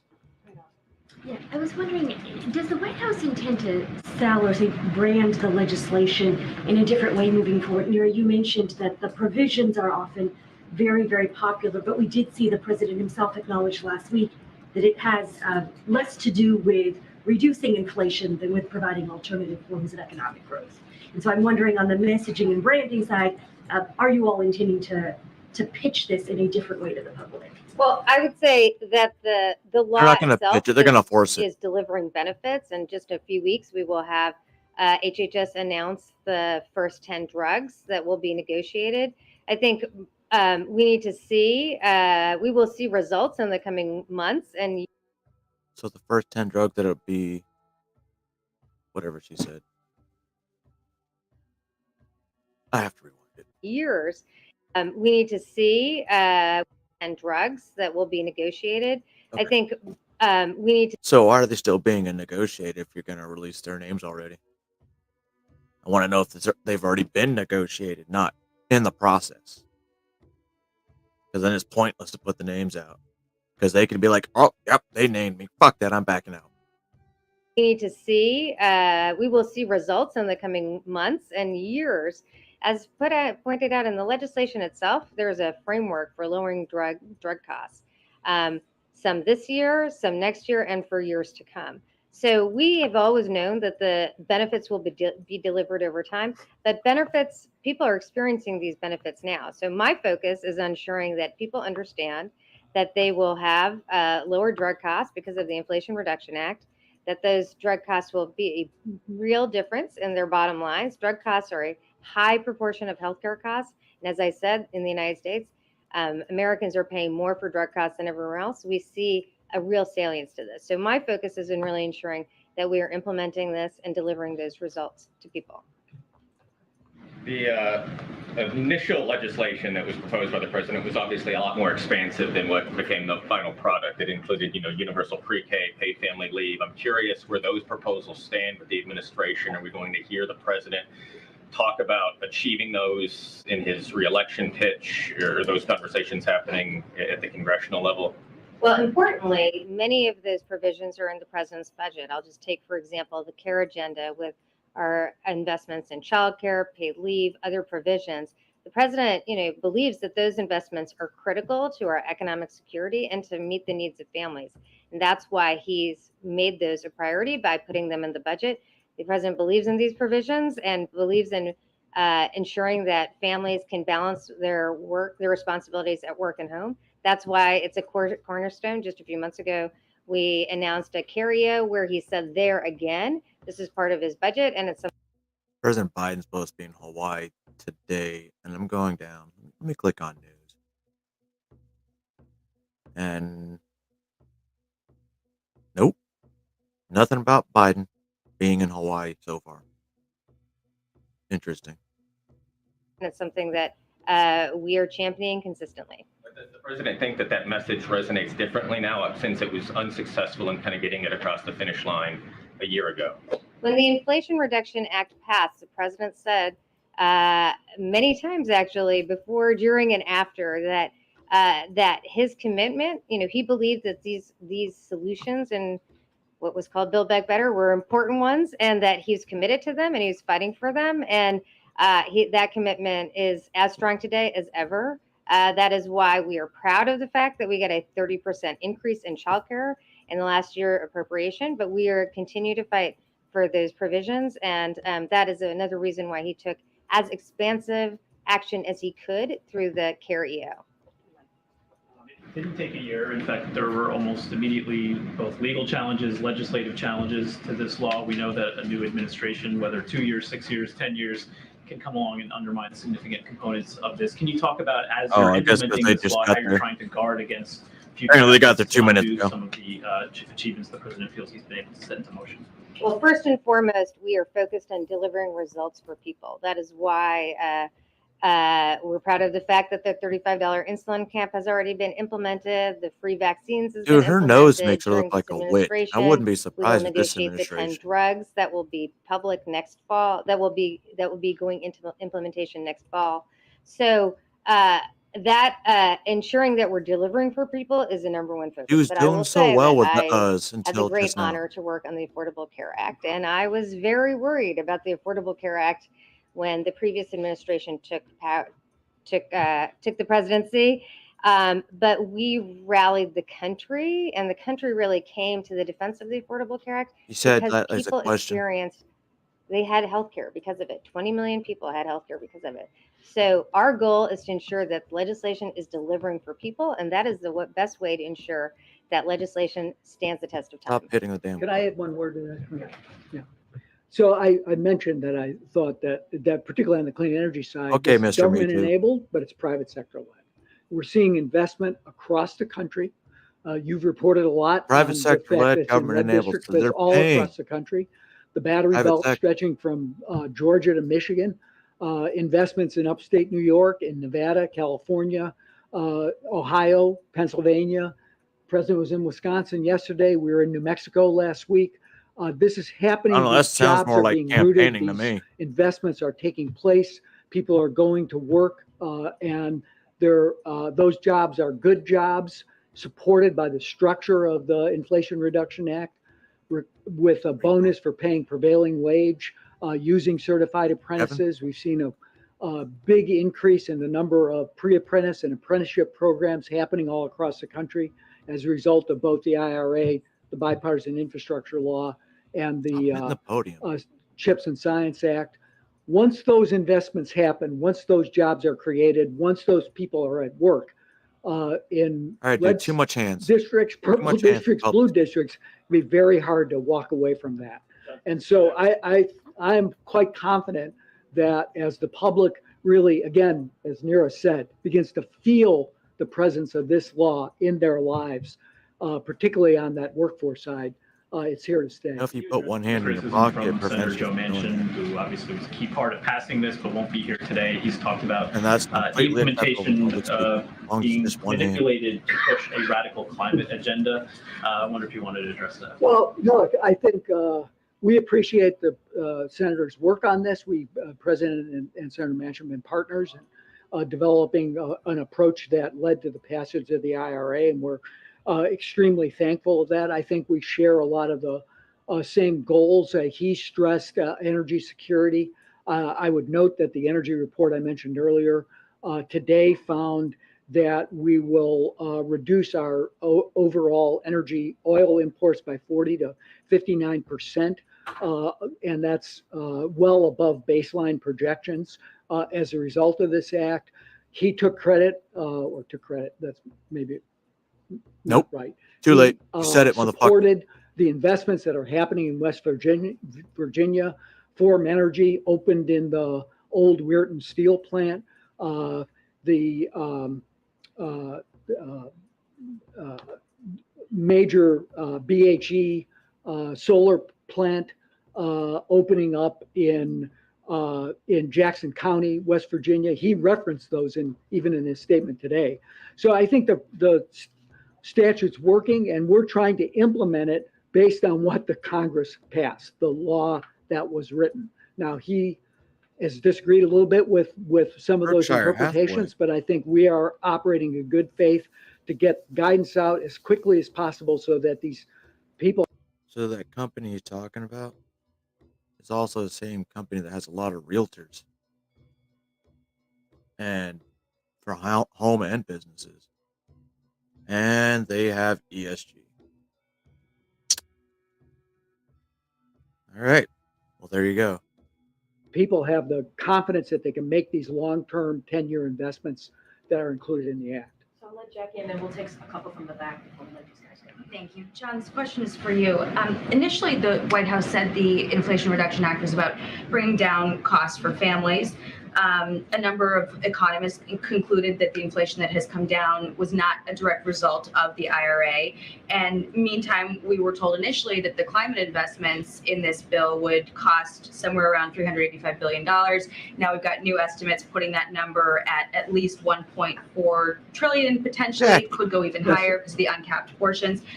You know, I want to take another stab at Ozma's question because I think it's important going into 2024 where you've said yourselves that voters don't understand everything the president has done. Polls keep showing Because he's done nothing. People are broadly unhappy with the president's handling of inflation in particular.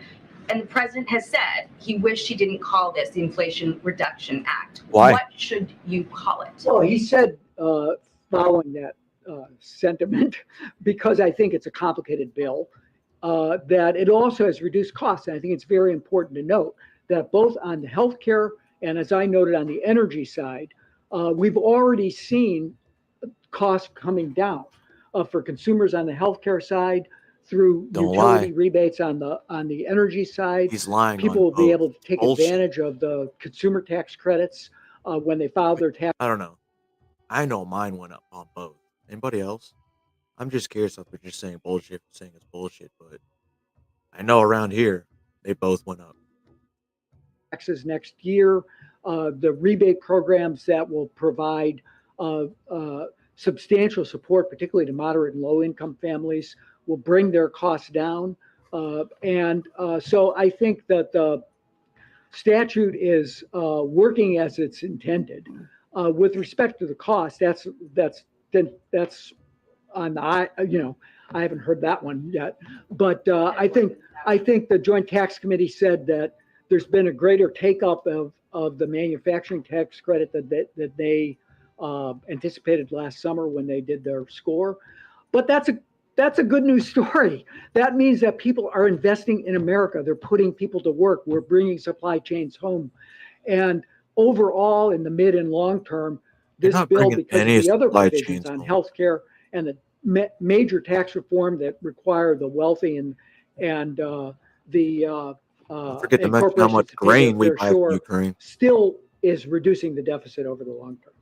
I just would like to say quickly No, to that. we're done listening to you. I think one of the reasons we're so enthusiastic about the Medicare drug negotiation is that it will contribute to deficit reduction, $160 billion over 10 years. Oh, that's right. Obviously, the Inflation Reduction 160 Act billion over 10 years.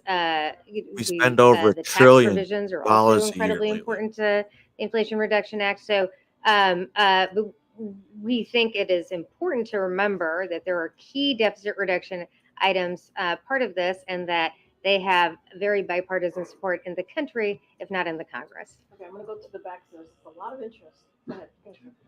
Thank you, Corinne. So I have a question on the economic climate agenda of the president. We know at Arizona right now, TSMC is having trouble with the local labor union, which petitioned in Congress to block visa for Taiwanese engineers. In Michigan, locals are protesting on the Chinese electronic vehicle battery factory, concerning China's growing influence in the region. Those outcries worries the White House that it might hinder President Biden's economic and climate agenda. And is the administration actively engaging to resolve these disputes? Well, Still nothing really on Hawaii. If I understood the question correctly, we're actively trying to reshore our supply chains. We think we're overly dependent.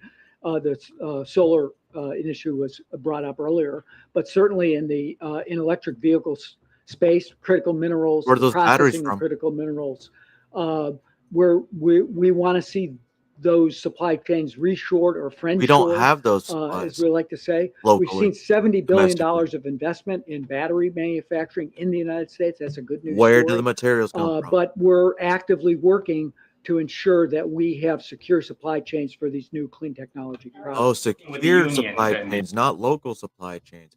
That's what he's telling. There's only one, well, there's two countries, but the mines are owned by the same people. The fucking CCP. One is the Democratic Republic of Congo, and China itself. And the local people to addressing their concerns. We work with unions every day, day in and day out, and I think the president has made no bones about the fact that he believes that the middle class built the American economy and unions built the middle class, and that he wants to see as many of the jobs created here be union jobs, and certainly that people have the right to organize and fair ability to bargain for their wages. Mr. Podesta, I wanted to return to the issue of public-private partnerships. During the Obama administration, of course, then Vice President Biden oversaw a lot of the stimulus spending, but didn't foresee the $528 million loss that was Solyndra. As president, more recently, he heralded the electric bus manufacturer, Proterra, but it went out of business last week. So I'm wondering if you can speak to some of the safeguards and steps that you've taken to steward this public taxpayer money and ensure that there won't be another Solyndra. Yeah, I'll just be very, very quick. From day one, I asked that the inspectors general convene. This dude's about as we've fucking done that ignorant as under the damn leadership the of admiral. Department of Interior Inspector General to ensure that each of the grant programs and loan programs had the highest level of, they're independent, but had the highest level of input from the inspector generals to avoid chasing the horse when it's out of the barn, try to make sure that the program design kept the horses inside the barn. And I think with respect to the loan program, particularly our friends on the other side of the aisle like to talk about Solyndra. Overall, this is a very highly performing program. It returns $500 million to the Treasury, the loan program office at the Department of Energy. It has a 4% failure rate. It returns $500 million to the Treasury. The Treasury, which has nothing to do with the federal government. So who's getting that money really? Bankers. They're going to be, if you're making loans to new technology industries, you're going to have some things that don't work. You can't have a 100% record. The 4% default rate against those loans is consistent with the highest levels of the private sector That's to go away. You're making me tired. lending standards. So I think it's operating very well, and it's producing a lot of. Dude, I want to just work for the take him and American people. smash his face into the White House sign. Oh, God damn it. You talk about the insulin costs being reduced and the caps on prescription, and all that's great for people who do this regularly. But for most people, it's grocery stores and gas stations. There you Those are go. the places where they're spending money out of pocket. That's a real most journalist. regularly. What do you say to them? I mean, other than just hang tight, it's getting better. Which is because not. There doesn't seem to be anything in the bill and in the legislation that addresses that specifically. Is that right?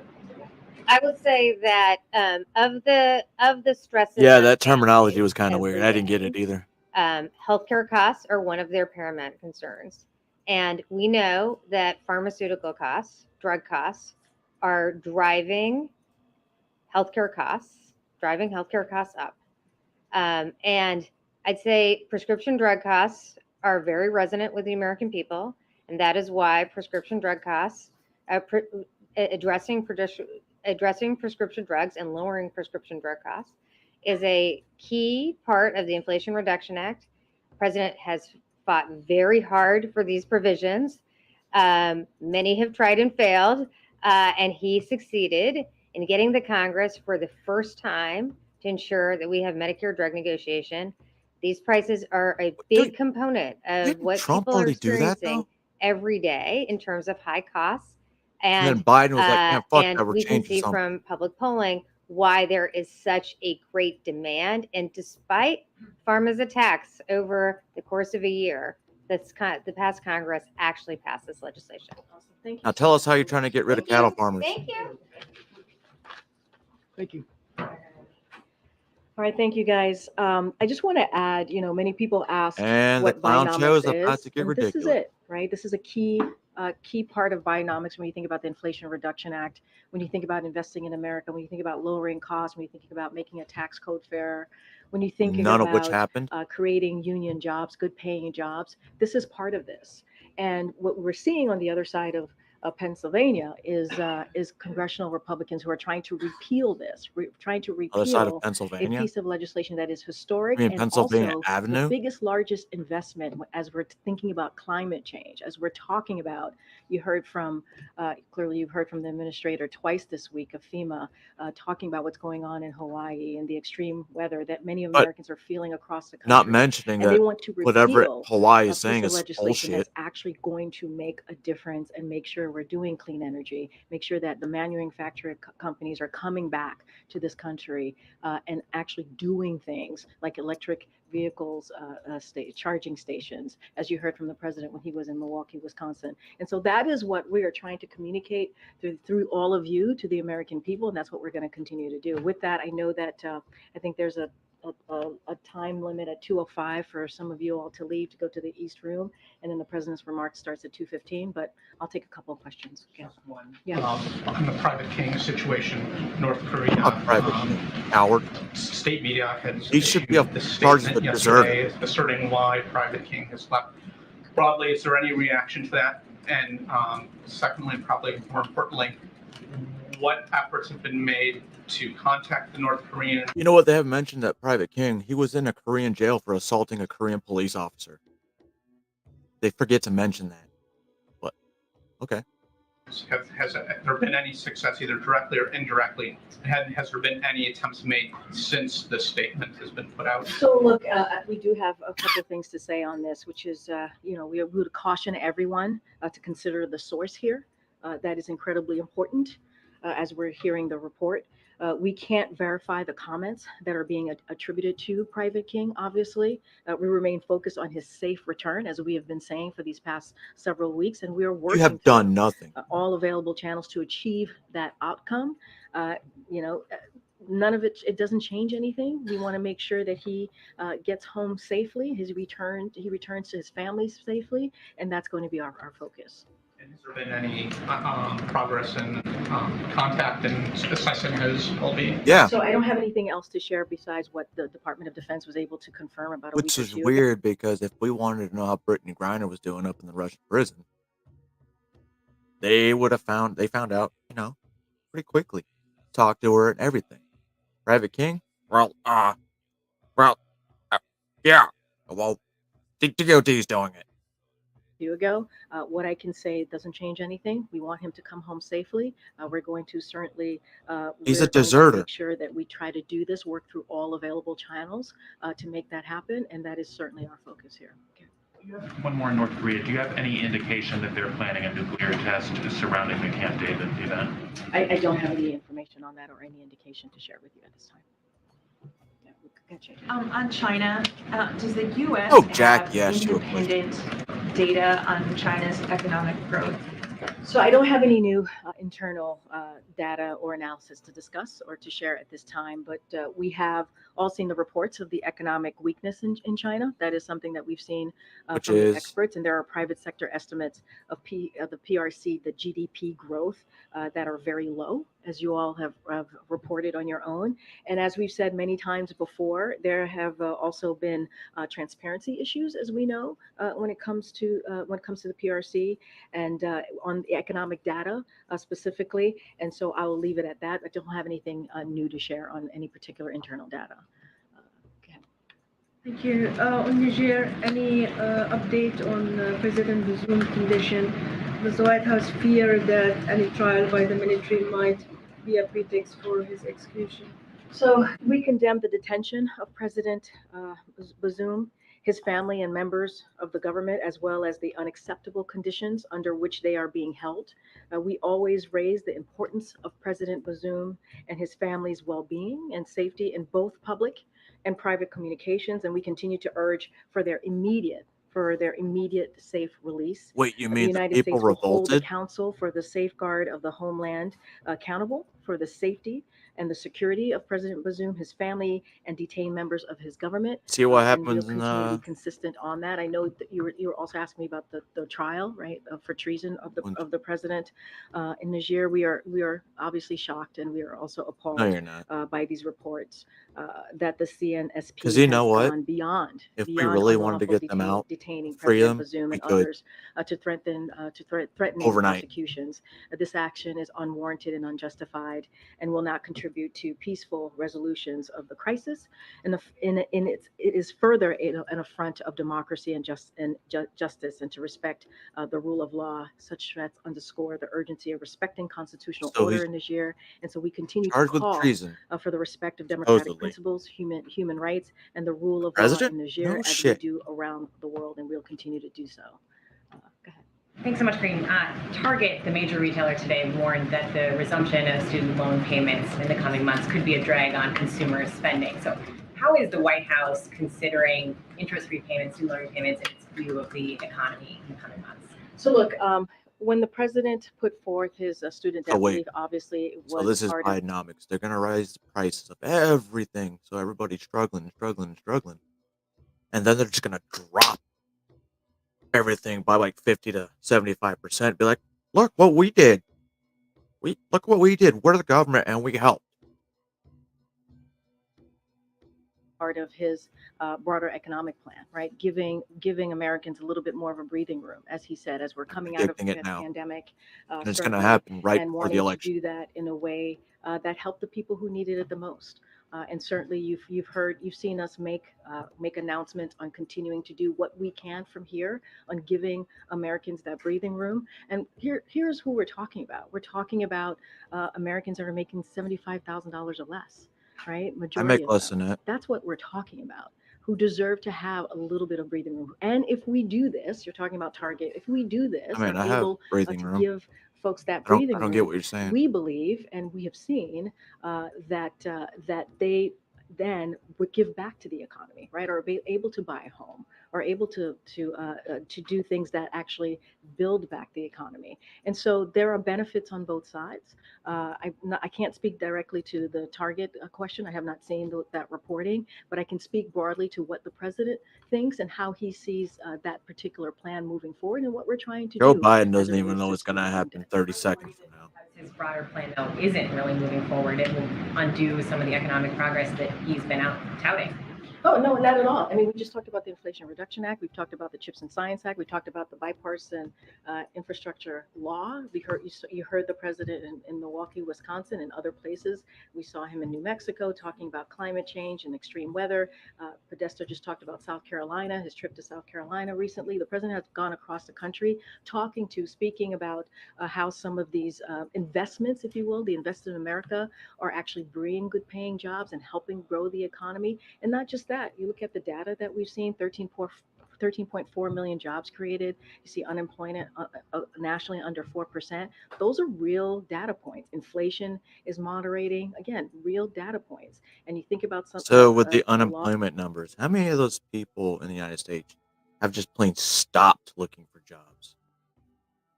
Right? Because then they're not going to apply. They're not going to be looking for jobs. They're not going to. We have this many unemployed people. That number drops if they count all the people that aren't looking for jobs that should receive it.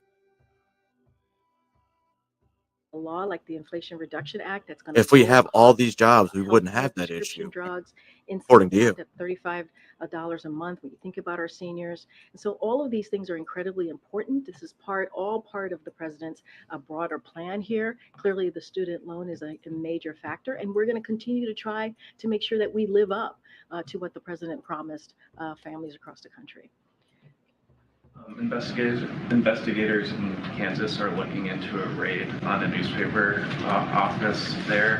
Has the president read anything about this case? Does he On have a response to newspaper it, or office? do you have a response to it? So we've seen reports. I've not spoken to the president about this. I know this happened a couple of days ago A raid about for the what, though? raid on the Marion County record offices, and certainly they raise a lot of concerns and a lot of Oh, questions record for off. You us. said newspaper. I don't want to get ahead of the facts and the legal process, as you all know, that's underway.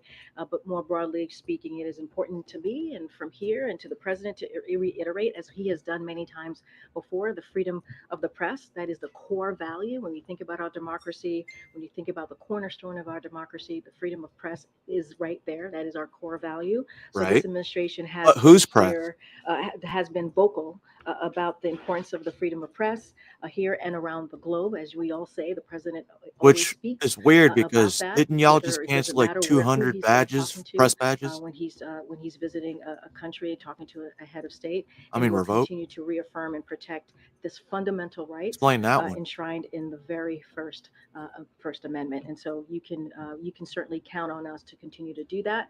As far as the legal aspect of this, I would have to refer you to Department of Justice. Okay, Michael.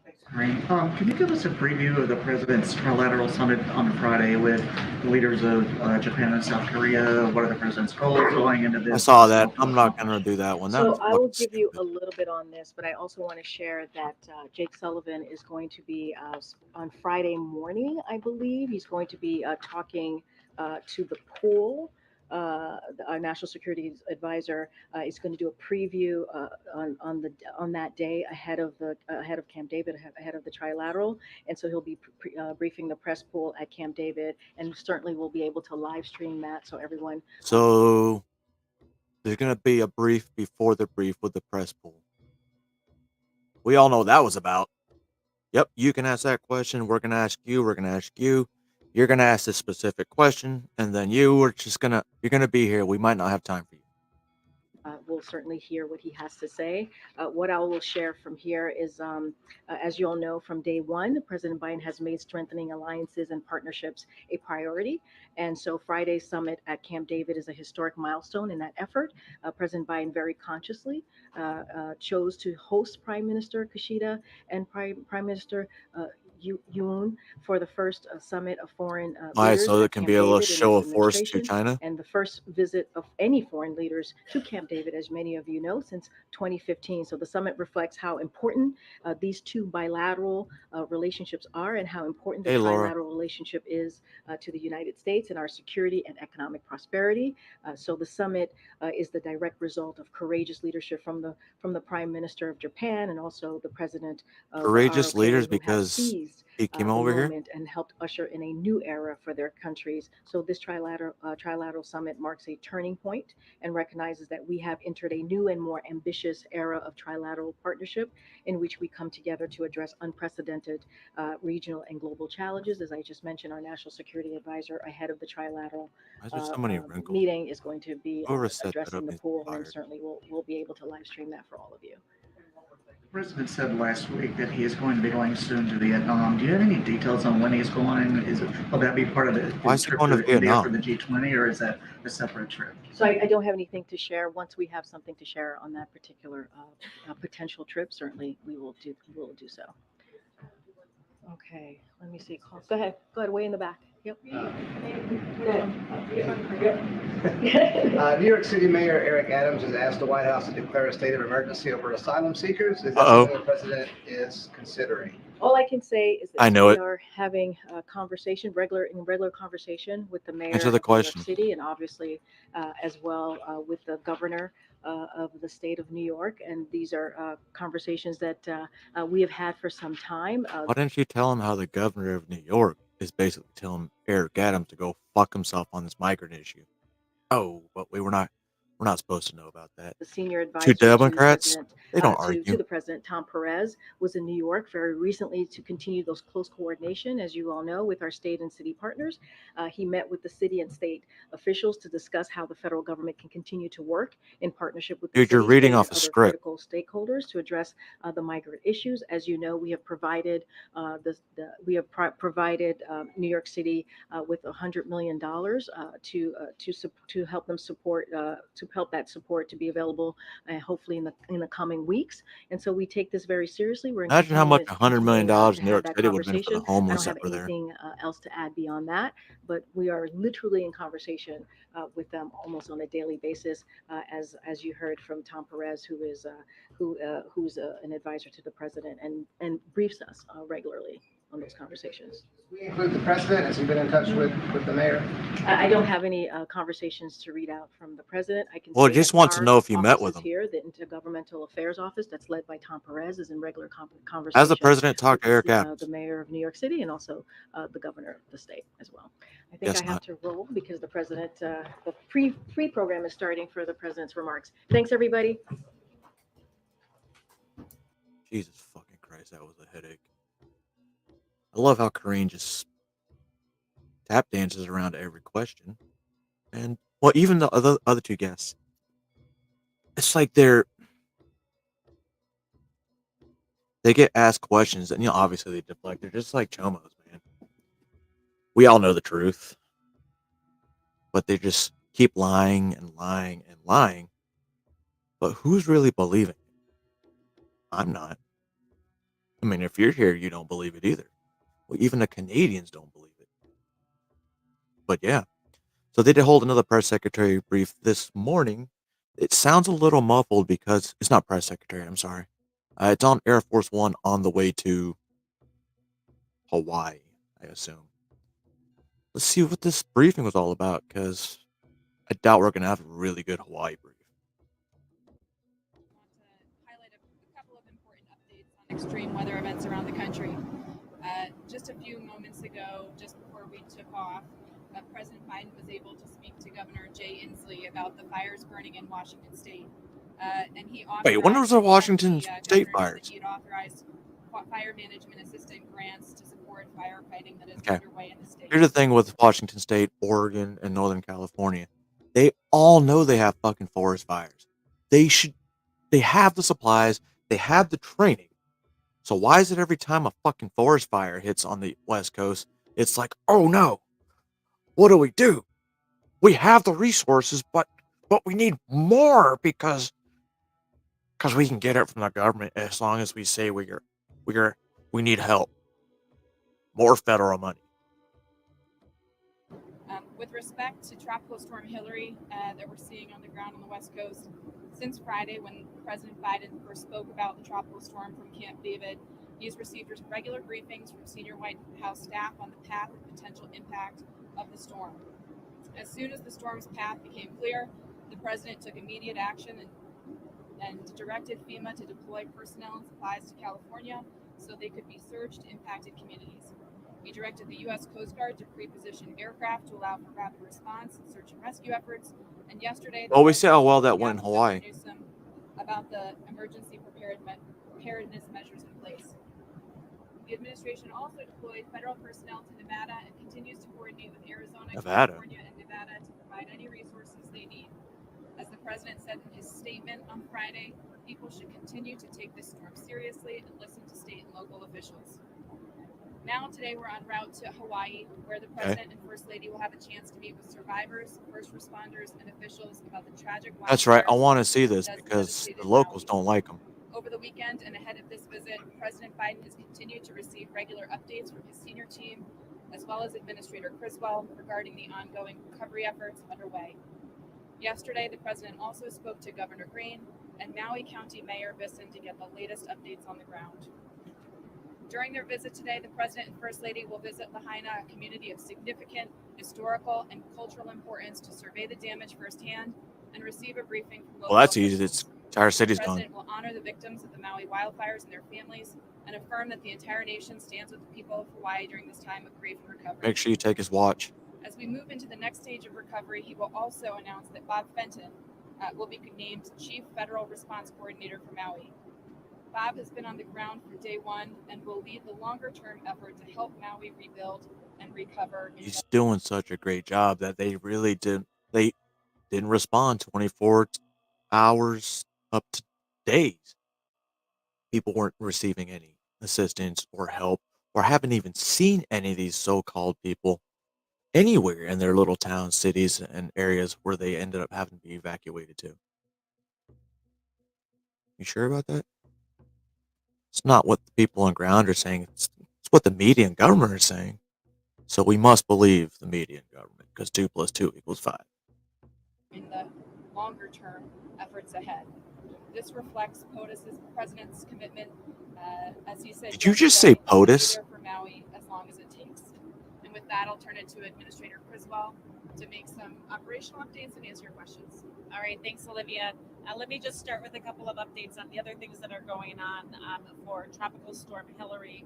I did speak with the Kauai State Director this morning. What she advised me is that they have experienced some widespread localized flooding, mudslides, and some debris flows. But It's normal for California. Californians listened to their local officials and took the necessary preparedness actions to help protect themselves and their families. I encourage everybody in California to So they don't need assistance money. and exercise extreme caution. Well, not as much as you say, right? And with all the flooded roadways, the continued debris flows, and the mud. In Washington, we are closely monitoring the fires in Washington. I did speak with Governor Inslee yesterday after he finished surveying the damage. He let me know that there was approximately over 200 homes that appeared to have been destroyed. We have teams that are embedded with the State Emergency Management Office, and they're ready to support any resource requests as needed. And as we continue to support these efforts, as you know, I'm traveling today with the President and the First Lady to survey the damage and see the impact in Maui. He's going to have an opportunity to speak with survivors about their loss, but also he's going to have an opportunity to talk with all of the emergency responders and really let them know what a great job that they have been doing. As recovery moves into the next phase, as you just heard, our Region 9 Regional Administrator, Bob Fenton, is going to be designated as the Chief Federal Response Coordinator, and he's going to make sure that he is coordinating all the long-term recovery efforts on the ground. The fire's already done with. Federal asset is available to Maui to help this community rebuild. 1 dead, 185 structures destroyed. It's already dealt with. We have already distributed over $8.5 million to residents of Maui. 3.6 million of that is for direct rental assistance, and this is from 8,000 registrations, so 8,000 families that have registered for assistance. We continue to have more than 1,000 federal responders on the ground, and this is from dozens of federal agencies, departments, and agencies. There are 16 people that remain in shelters, and we have close to 2,000 people that we have already moved into hotel rooms. And with that, I'll take any questions that you have. I think the latest update that we had over the weekend was about 80 to 85% of the impacted area has been searched. When do you expect that figure to be 100%? Is that in the coming, I would assume it would be this week. I'm checking Twitter later The number then. I did get last night was 85% of the area that has been searched, but we need to remember that this remaining 15% that's out there includes several multi-story, multi-family dwellings. I mean, so the search. Wow, I would have went to one of those first. Structures, single-story structures. I think that they're still planning on being done. Their estimate when I talked to them last week and I was there was that they would be complete in 2 weeks. We'll certainly get an update today on what they think their total estimate time will be to finish those remaining buildings. We did send in some extra teams to help facilitate those larger buildings. Some residents are saying that developers are trying to buy their land. There it is. Does the administration have a position on this? What I can say is that the governor has committed verbally, and I've talked to him about this, is that he's not going to let that happen, and we are going to be there to support the governor in. He's not going to let that happen. He's right. He's probably just going to take it.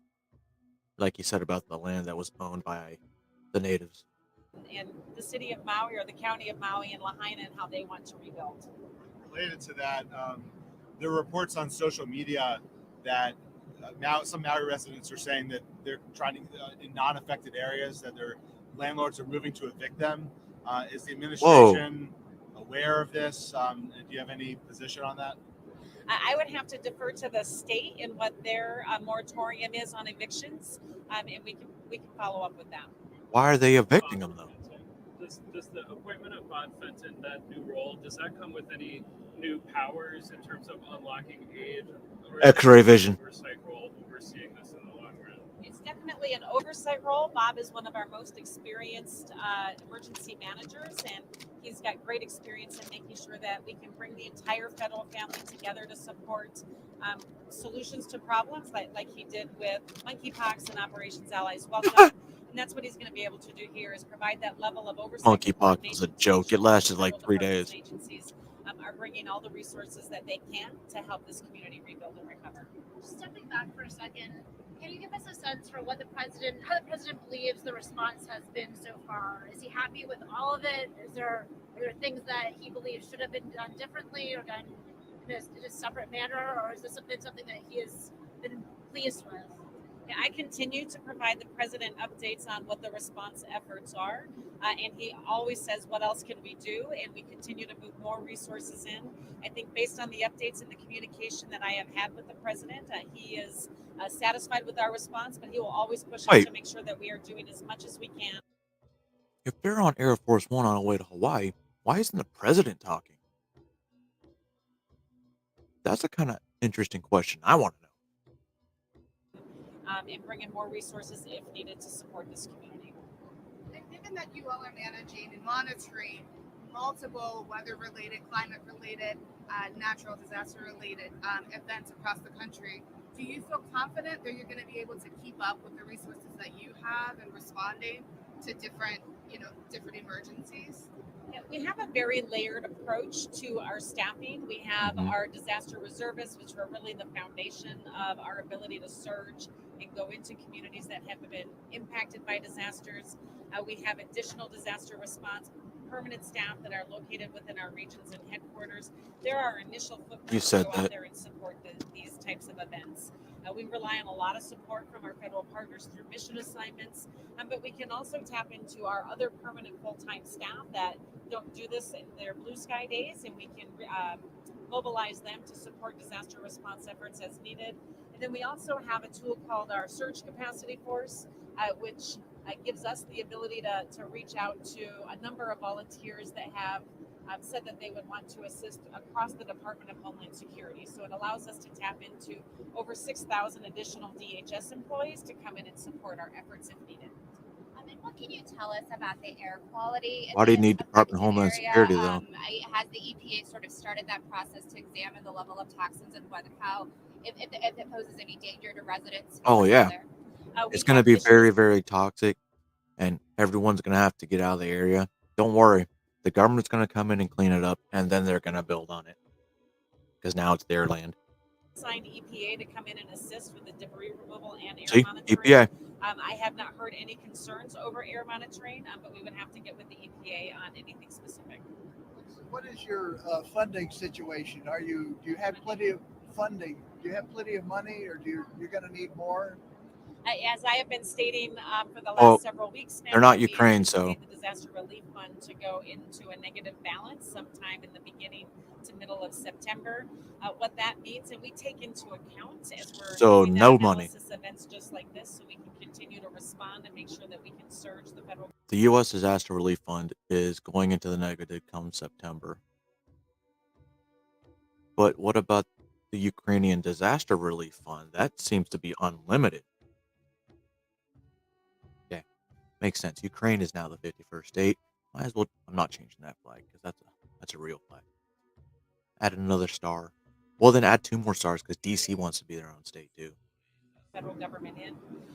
As we approach that negative balance, what we will end up doing is we will start to push some of our recovery projects across the country into the next fiscal year to ensure that we have enough funding to continue to support What's up, the immediate Rockstar? response needs for this event and anything else that might come up over the next several weeks before the end of the fiscal year.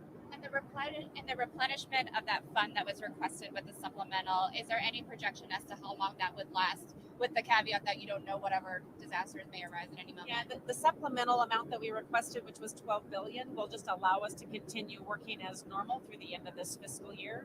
And as we continue to see the impacts of what these disasters are bringing, we're going to have to closely analyze, how much is going to be needed to continue to support the increase in the number of these severe weather events with these truly complex recoveries that we've been responding to.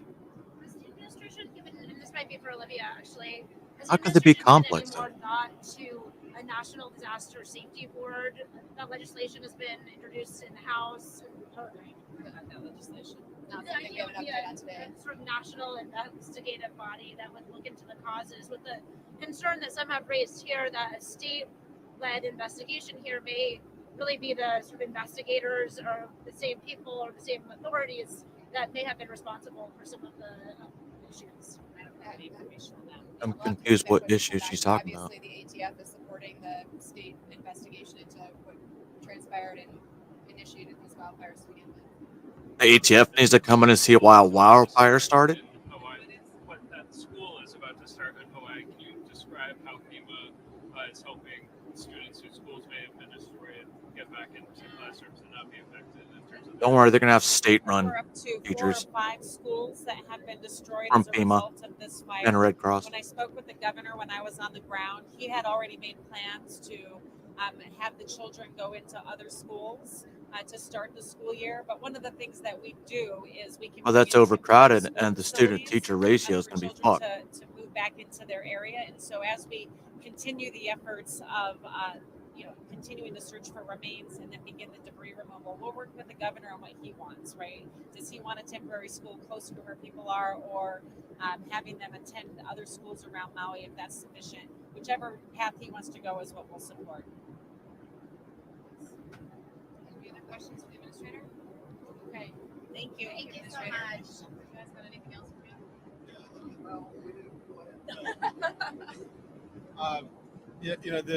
There's been a lot of Maui residents who've, despite all the efforts that you've been detailing, are still frustrated with the response. So how has the president been preparing for what could be a tough reception when he meets with survivors and first responders? I mean, he's gonna be so drugged up, he probably won't even notice. You've heard from the president directly. He knows these folks in the community have been through something devastating and traumatic. Today he'll meet with parents who've lost children and children who've lost parents and first responders who. Matter of saved fact, I'm others' pretty sure he lives was while asleep their on this homes entire got flight. burned to the ground. So I think it's going to be an emotional day for everyone, and the president certainly intends to stand with them and make sure that that he communicates to them that not only have we been there since day one, has he been there since day one, but as he said just yesterday, he intends for his administration to be there for Maui as long as it takes. And that's part of why he's announcing this role today. Bob Fenton, who's been on the ground from day one, as you heard from the administrator, going to be there over the long term to make sure that not just He's been there today and since day tomorrow, one. but He into the fucking future, sucks at his there job. is a coordinated, strategic federal response, because this is going to be a long, hard process, as you've heard from a number of officials in recent days and weeks. It's going to be a long-term recovery, and certainly Bob is. I don't know, California and all, the other states recover well. As Dan just said, we're bringing the full federal family together to ensure that Maui has whatever it needs. I also just want to take a step back, because I think it's important to remember that the president has been there from day one, marshaling a whole of government response to this, to the wildfires. And just to put a little bit of a finer point on that, from the earliest hours after these wildfires broke out, and we saw the reports, the president engaged. I can tell you on Thursday, August 10th, when the president was in Utah for the PACT Act anniversary event, that morning, he received at 10:32 a.m., the White House received a major disaster declaration request from the state of Hawaii from the governor's office. And? By 11:35, 63 minutes later, that had made its way through the White House, gone out to Utah, been printed and signed by this president.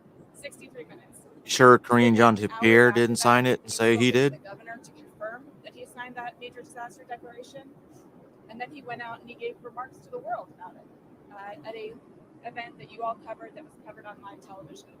And then the days after that, he You mean no comment? daily briefings from the staff, engaged with state and local officials. We saw that press You don't brief. have to take my word for it. I Or think you're going to hear from president local brief. officials in Hawaii today about just how engaged and committed this president has been in the last 2 weeks. And that has continued all the way up through yesterday, where, as Administrator Criswell alluded to, we had another 90-minute briefing with the president yesterday, in which she continued to ask the tough questions to make sure that we're doing everything that we possibly can to accelerate the recovery. So I this remember president that. has been engaged, he's been committed, and again, he's going to deliver the message today that he's going to be there for Maui every step of the way in the weeks and months and years ahead. Olivia, I understand there will be some climate activists on the ground to again push the administration for a national emergency declaration on climate. I know when you've been asked this before, you've laid out his extensive record on the issue, but I'm curious if there's anything that could happen or any factor that could arise that would change the administration's calculus and prompt you guys to issue such a declaration. Well, look, I think the president has been really clear that in practical terms, he has been very clear that we have a climate emergency upon us. He's declared it. Still nothing on my timeline about Biden in Hawaii. We just marked the anniversary of the IRA, the most significant climate bill in history, in American history, last week. A bill that is going to enable us to meet the president's ambitious goals of reducing our emissions by 50% below 2005 levels by 2030. He's conserved a historic amount of land. He continues to take aggressive action, even from day one, rejoining the Paris Agreement and so on. So this is a president who's been more aggressive than any other president in American history on tackling the climate crisis. And I would just note that with respect to the emergency authorities you're referencing, last year he did name climate as the basis for invoking the Defense Production Act and jump-starting the production of domestic heat pump technology and other energy technologies. What you're saying is setting aside 500. Now it's part of the military-industrial complex? No shit. It's great. We need a stronger military, which means nothing when it comes to the military-industrial complex. Continue to take serious action to address the climate crisis and treat it as the urgent crisis that it is. You mentioned that the president is asking tough questions and briefings of local leaders. Can you shed light on what some of those questions are? Just because he's having conversations with leadership, and that makes sense, but people on the ground, as I'm sure you all have read and know, are asking their own tough questions about how this happened and what's coming their way to help prevent it from happening again and help them out of it. So if you could shed any light on some of the tough questions he might be asking of this team, that would be great. Absolutely. Well, you heard Administrator Criswell just alluded to it, but he's always asking not just for updates, but what more. I hear Griswold. No, I think his name's Clark Griswold. Read out over the recent days how we've steadily surged additional federal personnel into the region. We now have more than 1,000 personnel on the ground. You've seen the increase in the acceleration of deployment of critical needs assistance to thousands of families in the region. At the same time as you're seeing the numbers of folks in the shelters decrease. So we've been reading out those updates and showing our work on the progress to support the community. Wait, if their houses are gone, why is there a decrease in people in shelters? About what more we can do to accelerate the recovery. How can we get the money out the door faster? How can we solve for challenges that people are Stop sending the shit to Ukraine. That's a good start. are telling us about? So he's asking all those questions and ensuring that FEMA is continuing to do the hard work of figuring out how we break down barriers and move critical assistance out to people. You saw how FEMA handled Katrina. Like to meet with the Saudi Crown Prince at the G20 in India. What does that have to do with this? Preview on that at this moment. Something being talked about, considered. I saw that report, but we don't have anything to announce this time. Can you say, because we won't see the president for the rest of the week, can you say what he's been doing on vacation? I know because when he's on his other vacations, we kind of see more of him. Can you say Going on vacation after this? Well, as you know, we arrived very late on Friday, and I think we read out pretty much his entire day yesterday to you all because he had a very lengthy briefing with his senior team and Administrator Criswell, and he also had a number of calls with state and local officials yesterday about the extreme weather events around the country. Other than that, I can't shed any light on how he's spending some valuable quality family time out Bro, here. it was But hot certainly last year. It was he's been hot the year engaged on a daily before. basis and It was confronting hot some of the year these before. extreme events we're seeing. Do you know, does he plan to watch the Republican debate on Wednesday? I don't know. I sure hope not. Wow. I, Why would he not watch the Republican debate? Because that's possibly the guy he's going to run against for presidency if he still wins that nomination. That makes no fucking sense to me. But the reason I know Joe Biden won't watch that is because he'll be asleep. for his sake. So, And maybe that's why they're laughing.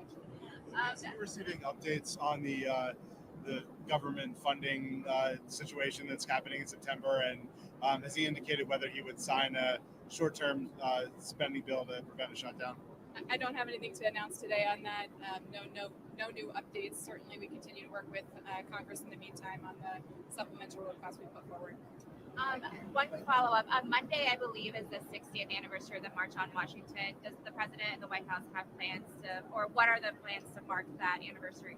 We certainly will be marking it. The president will be marking it. I don't have anything to announce today, but Because you don't have a plan. Now you got to have one. Thanks, everybody. Woo! Thank you, everybody, for sitting through that almost 2.5 hours full of lovely, lovely news from our government because they're here to help. They're the government, and they solve everyone's problems because they just print more money. But when they print money for, Hawaii, they printed double the amount for Ukraine. Can you print me some of that money? Can I get some of that money? And can you guys install the solar panels on my house for free to make it go green? I'm guessing that's a no. Well, you guys already know that once the president does have something that is noteworthy from Hawaii, I might go live or I just might address it tomorrow. But I've already told you, fully expect on the 23rd, I will go live during the presidential debate. Whether or not let people come up on the panel, it's a different story because I don't like doing panels. Because I don't like people talking over me and I don't like telling people to talk, hey, you guys need to be adults and let Junior talk over here. But it's not going to happen. People are just going to blah, blah, blah, blah, blah. I don't know. What did I say? My quote? Not telling y'all how to think, I'm just telling y'all to think. You watched the same exact thing I just watched. Now form your opinion. Granted, I let you know my opinion. But it's only one aspect. I want to know how you saw the same thing. And if you say, I don't know because you were talking so much, go watch the fucking video yourself. They're out there. So that being said, ladies and gentlemen, boys and girls, thank you for joining me. Much love to the YouTube because they definitely brought my numbers up a little bit, but that's not what it's about. My Rumble guys, though, fucking love y'all. Y'all never let me down. So with that being said, ladies and gentlemen, peace. Oh shit, forgot to hit the end button.